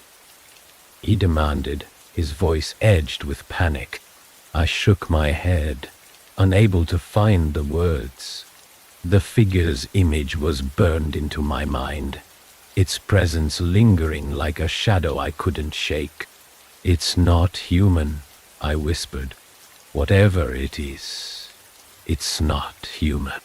The whispers surged again, louder than before, filling the clearing with a sound that seemed to come from everywhere at once. Tyler flinched, his body jerking as though something had struck him. His eyes widened, and for the first time since we'd brought him back, he spoke. "It's here." The fire guttered, the flames shrinking to little more than embers. The darkness pressed in, swallowing the edges of the clearing, and the whispers reached a fever pitch. I felt my pulse in my throat, my breath shallow and uneven, as the air grew colder, sharper. A sound cut through the chaos, a low, guttural growl that seemed to vibrate through the ground beneath us. Mia let out a choked sob, her hands clutching at her jacket as she backed away. Aaron raised the makeshift torch higher, his eyes darting wildly across the shadows. And then the figure stepped into the clearing. It moved with an unnatural grace, its limbs bending at impossible angles as it crossed the space between us and the tree line. Its head tilted, its faceless void fixed on Tyler, who was now trembling violently, his hands clutching his head. "Stay back!" Aaron shouted, his voice cracking. He swung the torch, the faint embers flaring as he aimed it at the figure. It didn't stop. The whispers shifted again, their tone low and resonant, vibrating through the air like a deep hum. The figure raised one of its elongated arms, pointing toward Tyler with deliberate precision. Tyler let out a strangled cry, his body convulsing as though something invisible was tearing him apart. "Do something." Mia screamed, her voice high and panicked. But there was nothing we could do. The figure loomed over Tyler, its presence overwhelming, and the whispers reached a deafening crescendo. I covered my ears, my vision blurring as the sound tore through my mind. And then, just as suddenly as it had started, it stopped. The figure was gone. Tyler lay motionless on the ground, his chest rising and falling in shallow, uneven breaths. The fire flared back to life, its light casting long shadows across the clearing. But the silence that followed wasn't relief. It was the kind of silence that promised something worse was coming. The fire's resurgence did nothing to dispel the chill in the air. The clearing felt smaller now, as though the forest had crept closer, the trees leaning in like silent spectators. Tyler lay on the ground, his breathing shallow, his face pale and drenched in sweat. None of us moved for what felt like an eternity, too afraid to disturb the fragile silence that had settled over us. When I finally found the courage to kneel beside him, my hands trembled as I reached out to check his pulse. It was weak, barely there, but steady. "Tyler," I whispered, shaking his shoulder gently. Can you hear me? His eyes fluttered open, bloodshot and glassy. But he didn't look at me. He was staring past me, toward the trees, his lips moving soundlessly. I followed his gaze, half expecting to see the figure standing there again. But there was nothing, just the endless shadows that seemed to shift and writhe when I wasn't looking directly at them. "We can't stay here," Aaron said, his voice tight with barely controlled panic. He was pacing near the fire, clutching the torch like it was the only thing keeping him grounded. "Whatever that thing is, it's not done with us. And where do you think we're going to go?" "Horse," Mia snapped, her voice trembling. She was sitting on the edge of the clearing, her knees drawn up to her chest, her eyes darting toward every sound. "Boinolu, every word. We can't just wander into the woods in the dark. We'll get lost. We're already lost." Aaron shot back, his voice rising. "You saw what happened out there. The forest isn't normal. It's alive or something." "Stop it," I snapped, my voice cutting through their argument. "Shh." They both turned to look at me, their faces pale and desperate. Fighting isn't going to help. We need to figure out what's happening and how to get out of here. Aaron let out a shaky breath, running a hand through his hair. "Fine," he muttered, his eyes darting toward the trees. "But we need to move soon. I don't want to be sitting ducks when it comes back." I looked down at Tyler, who was still murmuring softly, his words too faint to make out. His lips were cracked, his skin clammy, and his hands twitched sporadically at his sides. I leaned closer, straining to catch what he was saying. "It's in the trees," he whispered, his voice hoarse and broken. "It's watching, always watching." A chill ran down my spine, and I glanced toward the forest again.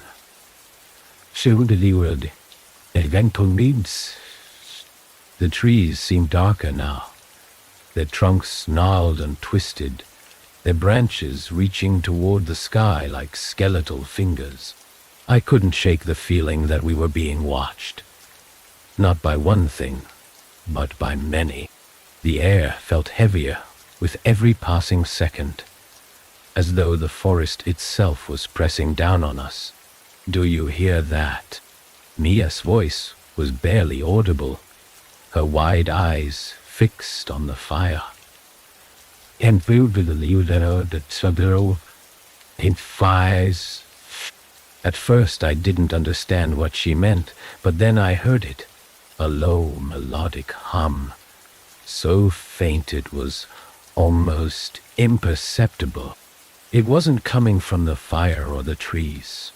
It was coming from the air itself, vibrating just at the edge of hearing. The sound grew louder, more distinct, until it formed a pattern, a song, haunting and otherworldly, filled with notes that didn't belong to any instrument I'd ever heard. It wasn't beautiful. Beautiful. It was wrong, each note grating against my thoughts, clawing at the edges of my mind. Tyler's body jerked violently, and his eyes rolled back in his head. "No," he mumbled, his voice slurred. "Don't let it in. Don't. Let it sink. What's happening to him?" Mia cried, crawling toward me. Her hands were trembling, her breath coming in shallow gasps. "What's wrong with him?" I didn't have an answer. The song grew louder, filling the clearing with its unnatural melody.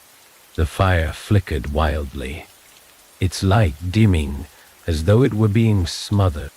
Aaron tightened his grip on the torch, his knuckles white, his face pale with fear.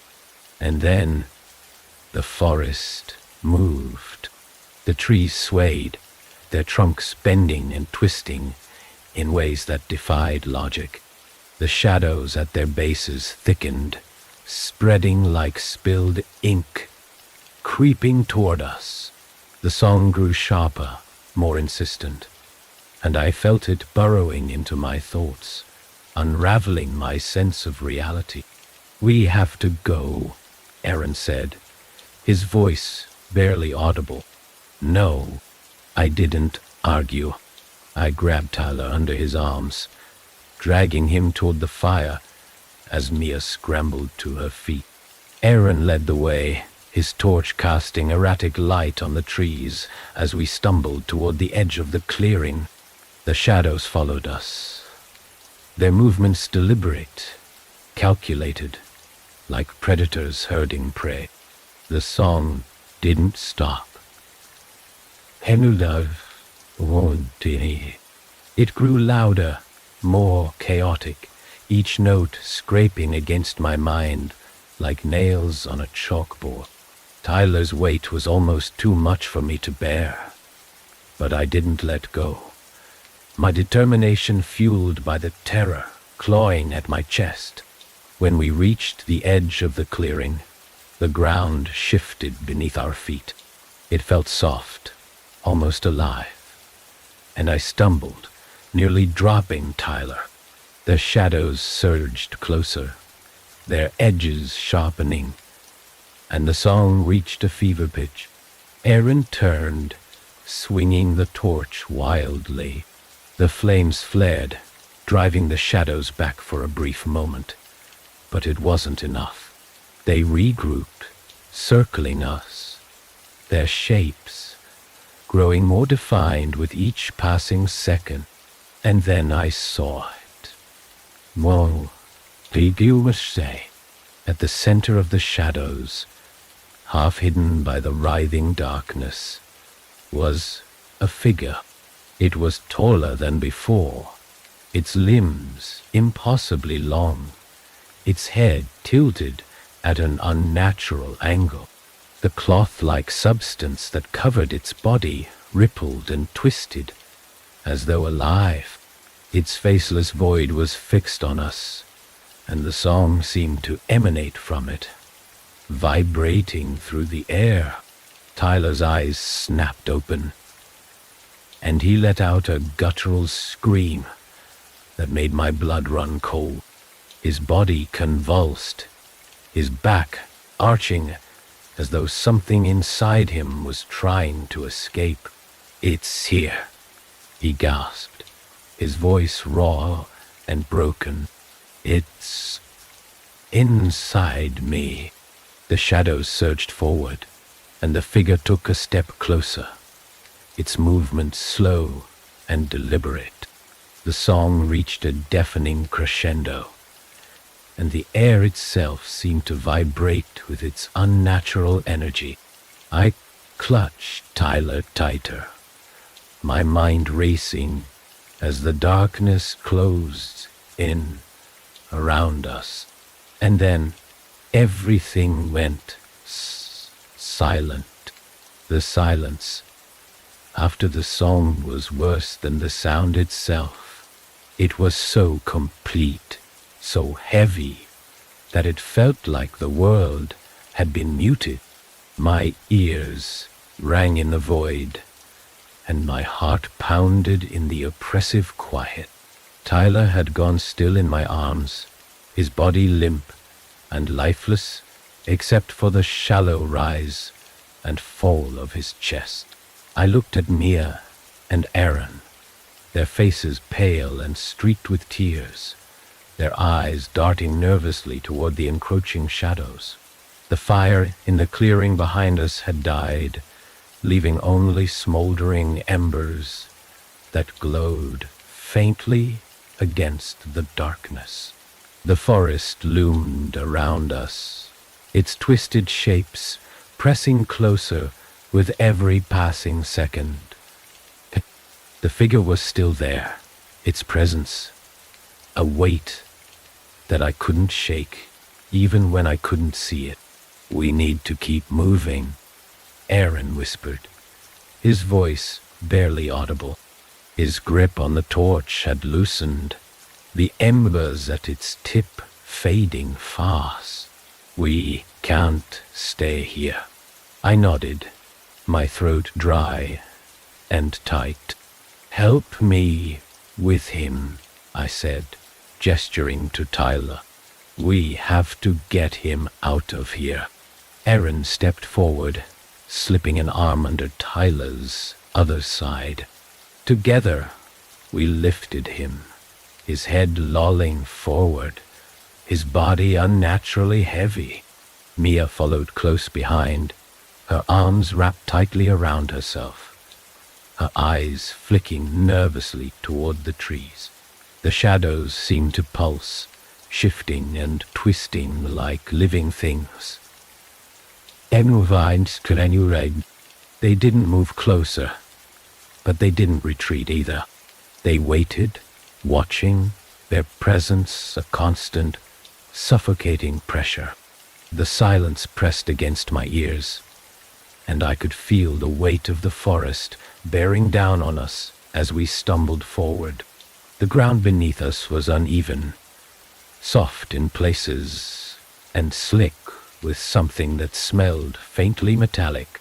The trees seemed to close in, their branches reaching out like claws, their trunks gnarled and impossibly wide. I tried to keep my eyes forward, but the flickering light of the dying torch cast strange shapes against the darkness, and every shadow felt like it was reaching for me. A faint sound broke the silence, a soft, rhythmic thumping, like a heartbeat. It started slow, distant, but it grew louder with each step, reverberating through the ground and into my chest. I exchanged a glance with Aaron, his face pale and tense. He'd heard it too. "What is that?" Mia whispered, her voice trembling. I didn't answer. I didn't know. The sound grew louder, faster, until it felt like the entire forest was alive with it, a pulsing rhythm that seemed to match the frantic beating of my own heart. And then the ground gave way beneath us. We tumbled into darkness, the weight of Tyler dragging me down as the earth crumbled in a cascade of dirt and roots. The fall was short but jarring, the impact knocking the wind from my lungs as we hit the ground below. I gasped for air, my ears ringing, my body aching as I tried to push myself upright. The torch had gone out, plunging us into near-total darkness. The only light came from faint, greenish glows that seemed to emanate from the walls around us. I blinked, my eyes adjusting slowly, and realized we were in some kind of underground cavern. The walls were lined with twisting roots that pulsed faintly, their light synchronized with the rhythmic thumping that filled the space. "Is everyone okay?" I croaked, my voice echoing faintly. I think so," Aaron said, his voice strained. He was sitting nearby, his hands braced against the ground as he tried to catch his breath. Mia was huddled against the wall, her eyes wide with terror, her body trembling. Tyler lay where we'd dropped him, his face pale and still, his breathing shallow. I crawled to his side, shaking his shoulder gently. "Tyler," I whispered, "wake up, please." His eyes fluttered open, but they didn't focus on me. He stared past me, his lips moving soundlessly, his hands twitching against the ground. "It's awake," he murmured, his voice faint and distant. "It's been waiting." A chill ran through me, and I glanced around the cavern, my heart racing. The roots on the walls twisted and writhed, their movements slow and deliberate, their faint light casting eerie shadows across the space. The thumping grew louder, more erratic, as though something enormous was stirring just out of sight. "We need to find a way out of here," I said, forcing my voice to stay steady. "Help me get him up." Aaron nodded, moving to Tyler's other side, but Mia didn't respond. She was staring at something on the far side of the cavern, her eyes wide and unblinking. "Mia," I said sharply, trying to snap her out of it. "What is it?" She raised a trembling hand, pointing toward the far wall. "Look." I turned, my breath catching in my throat. At first, I thought it was just another cluster of roots, but as I stared, the shape became clearer. It wasn't part of the wall. It was a figure, tall and gaunt, its limbs elongated and twisted. Its face was featureless, but its presence was overwhelming, a tangible weight that pressed against my chest. It moved.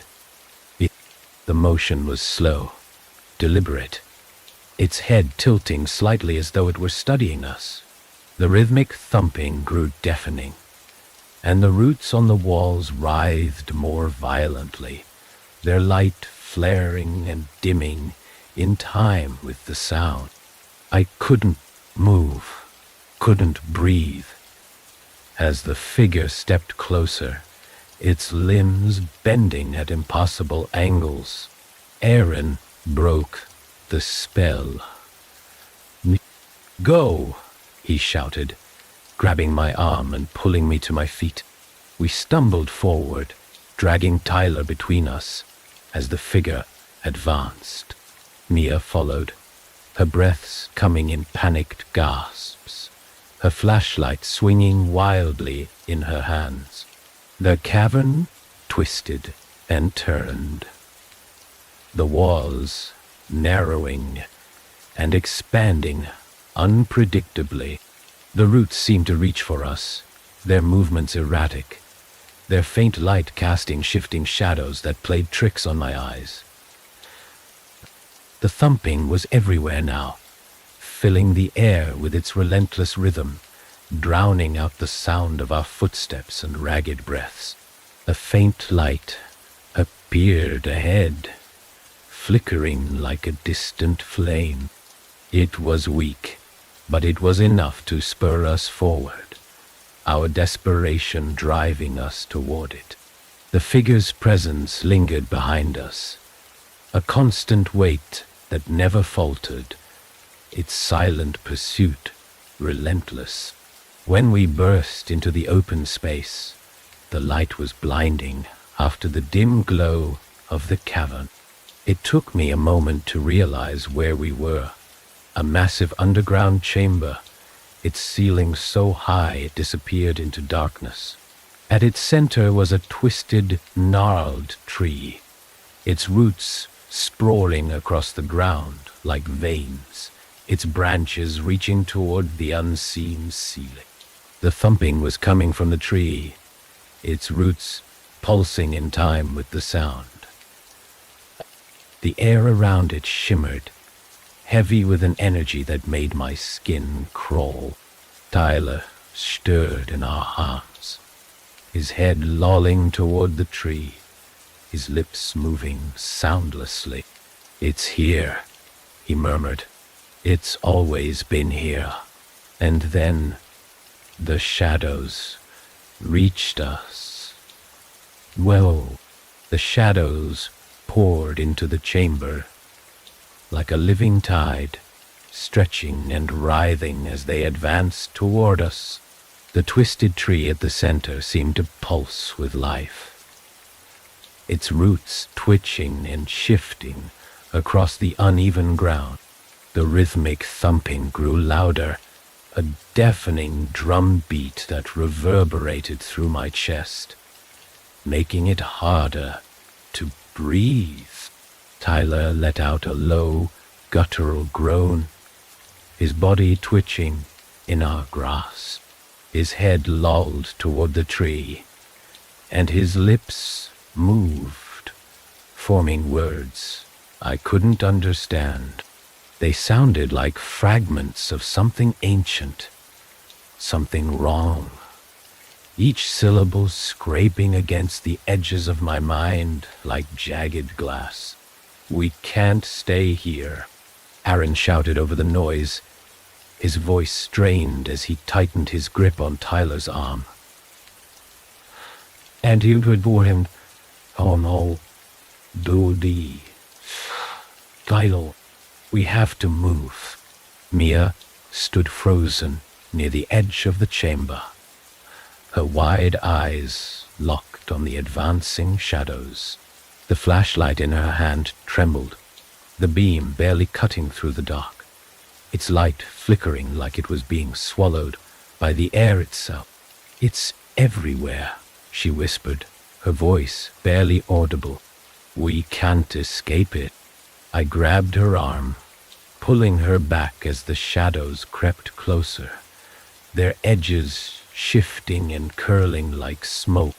"We have to try," I yelled, my own voice trembling. "We can't let it take us." The ground beneath our feet began to shift, the soft, spongy surface rising and falling like waves. The roots spread further, their movements erratic and jerky, like the limbs of something waking from a long sleep. The shadows surged forward, reaching for us with tendrils that seemed to hum with the same unnatural energy as the tree. Aaron stumbled, nearly dropping Tyler, and I lunged to steady him. "This way," I shouted, motioning toward a faint glow on the far side of the chamber. "Dave." It wasn't much, but it was the only direction that didn't feel like a trap. We moved as fast as we could, dragging Tyler between us, his weight growing heavier with each step. The shadows pressed closer, their presence cold and suffocating, wrapping around my legs like thick fog. My heart pounded as I fought to keep moving, my muscles burning with the effort. The glow grew brighter as we approached, revealing an arched passage carved into the rock. The edges of the opening were lined with strange, jagged symbols that pulsed faintly, their light pushing back the shadows just enough to give us hope. "Go," I shouted, shoving Mia toward the passage. She stumbled forward, her flashlight clattering to the ground as she scrambled through the archway. Aaron and I dragged Tyler into the passage, the symbols flaring as we crossed the threshold. The shadows recoiled, retreating with an unnatural hiss. But the thumping didn't stop. It grew faster, more erratic, as though the tree was enraged by our escape. The passage was narrow and sloped downward, the air colder and thicker with each step we took. The walls were slick with moisture, and the faint light from the symbols barely illuminated the path ahead. I could feel the weight of the tree above us, its roots stretching deep into the earth, their presence a constant pressure that made it hard to think. Tyler stirred, his body convulsing as Aaron and I lowered him to the ground. His eyes fluttered open, bloodshot and glassy, and his hands clawed weakly at the air. "It's coming," he rasped, his voice barely more than a whisper. You can't stop it. What's coming? Aaron demanded, his voice sharp with desperation. What is this thing? Tyler's gaze locked on mine, and for a moment there was clarity in his expression. Clarity and an overwhelming sense of fear. The hunger, he said, the words escaping his lips like a curse. It won't stop until it's fed. The passage shuddered, a deep, rumbling groan, echoing through the stone. The symbols on the walls flickered, their light dimming, and I felt a cold dread settle over me. The tree was reaching for us, its roots digging deeper, the shadows spreading like a stain through the earth. We can't keep running, I said, my voice shaking as I looked at Aaron and Mia. It'll just keep coming. We have to do something. Like what? Mia snapped, her eyes wide with panic. We don't even know what it is. How are we supposed to fight it? Tyler let out a pained laugh, his body convulsing as he tried to sit up. You don't fight it, he said, his voice hollow. You feed it. His words hung in the air, heavy and suffocating. I stared at him, my mind racing as I tried to make sense of what he was saying. What does that mean? I demanded, grabbing his shoulder. What are you talking about? Tyler's gaze shifted to the passage behind us, where the shadows were beginning to seep through, their edges curling and writhing like living things. It needs life, he said, his voice breaking. That's the only way to stop it. No, Aaron said, his voice firm. There has to be another way. Tyler's eyes filled with tears, and he shook his head weakly. There isn't. It's been here forever. It's part of this place, part of the earth. You can't kill it. You can only keep it asleep. The shadows surged forward, their movements faster and more determined. The light from the symbols flared weakly, struggling to hold them back. I could feel the air growing colder, the pressure in the passage suffocating. Mia sobbed, her back pressed against the wall as she clutched her knees. We can't do this, she whispered. We can't just. Aaron stood, his face pale, but resolute. We have to, he said, his voice steady, despite the fear in his eyes. If it's between us and whatever's out there, we don't have a choice. We don't have a choice. The shadows reached the edge of the light, their tendrils curling and twisting, testing the boundary. The symbols flickered again, their glow fading, and I knew we were out of time. I looked at Tyler, his face drawn and pale, his breathing labored. He met my gaze, and in that moment I saw the acceptance in his eyes. Do it, he said, his voice soft but firm. It's the only way. My hands trembled as I reached for him, my mind screaming at me to stop, to find another solution. But there wasn't one. Not here. Not now. The shadows surged, and the light went out. The darkness swallowed everything. It wasn't just the absence of light. It was something deeper, thicker. as if the air itself had turned to ink. The pressure in the passage was unbearable, the weight of the earth above us pressing down, forcing the breath from my lungs. I reached out blindly, my fingers grazing the damp stone walls, desperate for some anchor in the void. And then the whispers returned. They weren't soft this time. They came in a chaotic wave, overlapping and dissonant. 1,000 voices speaking in tones that didn't belong to this world. Each word scraped against my thoughts, filling my mind with images I couldn't comprehend. Shapes that twisted and folded in ways that defied. Landscapes drenched in colors that shouldn't exist. Tyler screamed. Ah, Duluth.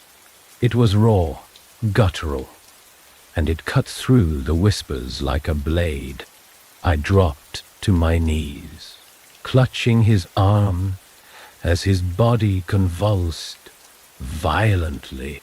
His eyes were wide, unseeing, his mouth forming words I couldn't understand. The shadows surged around us, their tendrils wrapping closer, pulling at the edges of the space like they were tearing it apart. It's taking him. Al, Monuti, X taking him. Mia's voice was shrill, panicked, but distant, as if the darkness was swallowing her words before they could reach me. I turned toward the sound, but I couldn't see her, couldn't see anything.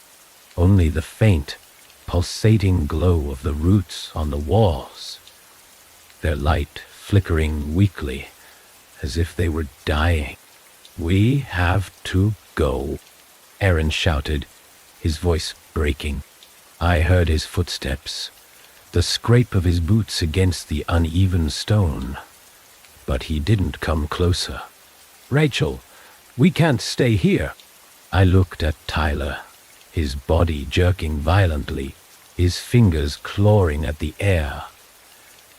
Nick, I'm not leaving him, I shouted back, though my voice sounded hollow, lost in the void. My hands tightened around his shoulders, but I could feel him slipping away, his skin cold and damp, his breaths shallow and ragged. The shadows pressed closer, their edges writhing like living things. The whispers grew louder, more insistent, and the air felt charged, electric, as if the space itself was alive. The rhythmic thumping returned, a deep, resonant pulse that vibrated through the ground and into my chest. And then Tyler stopped, moving. For a moment I thought he was gone. His body went limp in my arms, his head lolling to the side, his eyes half closed, but then his lips moved, forming a single word that sent a chill down my spine. Run, Dild, Trey, Divinuka, Tel, Tepakane. His voice wasn't his own. It was layered, distorted, as though something else was speaking through him. Before I could react, his body convulsed again, but this time it wasn't violent. It was controlled, deliberate. His head snapped forward, and his eyes locked onto mine. They weren't his eyes anymore. They were black, endless voids that seemed to pull me in, drowning me in their depths. I stumbled back, my hands shaking, and he stood, slowly, unnaturally, his movements jerky like a marionette, pulled by invisible strings. The shadows coiled around him, their tendrils sinking into his skin, merging with him, transforming him into something I couldn't recognize. "Tyler?" I whispered, my voice trembling. He tilted his head, the motion eerily slow. And when he spoke, it wasn't his voice. It was the voice of the whispers, deep and resonant, layered with 1,000 tones. Days gone. The cycle continues, Mia screamed, and I turned just in time to see her dragged into the darkness. The shadows wrapped around her like living chains, pulling her away from the faint light of the roots. Her flashlight clattered to the ground, its beam flickering before going out. Her screams echoed, sharp and panicked, until they were abruptly cut off. No. I lunged toward where she'd been, but Aaron grabbed my arm, yanking me back. His face was pale, his eyes wide with terror. "She's gone, Rachel. We have to move." The shadows surged toward us, their movements faster now, more aggressive, as though they'd been unleashed. The roots on the walls pulsed weakly, their light fading with every passing second. The thumping grew louder, a relentless rhythm that matched the pounding of my heart. I turned to run, but Tyler, whatever he'd become, stepped forward, blocking the path. His black eyes bored into mine, and I felt my legs falter, my strength draining away. "You cannot escape," the voice said, its tone calm, almost gentle. "The field must be fed." Aaron shoved me forward, breaking the spell. "Go," he shouted, his voice raw. "I'll hold it off." "No." I tried to grab him, but he pushed me away, his face set with grim determination. "Go, Rachel. Get out of here." Before I could argue, the shadows surged toward him, their tendrils wrapping around his arms and legs, pulling him into the darkness. He swung his torch wildly, the flames flaring one last time before they were extinguished. His scream was short, cut off abruptly, and the passage fell silent once more. I stumbled forward, my legs trembling, my breath coming in ragged gasps. The faint light of the roots guided me, their glow barely enough to pierce the oppressive darkness. The whispers followed, softer now, but no less insistent, threading through my thoughts like needles. The passage sloped upward, the air growing colder with each step. My body ached, my mind reeling from everything I'd seen, but I forced myself to keep moving. I didn't know where I was going, only that I couldn't stop. The light ahead grew brighter, a pale, flickering glow that seemed to pulse in time with the thumping. I pushed myself forward, desperate for an escape, and stumbled into a massive cavern.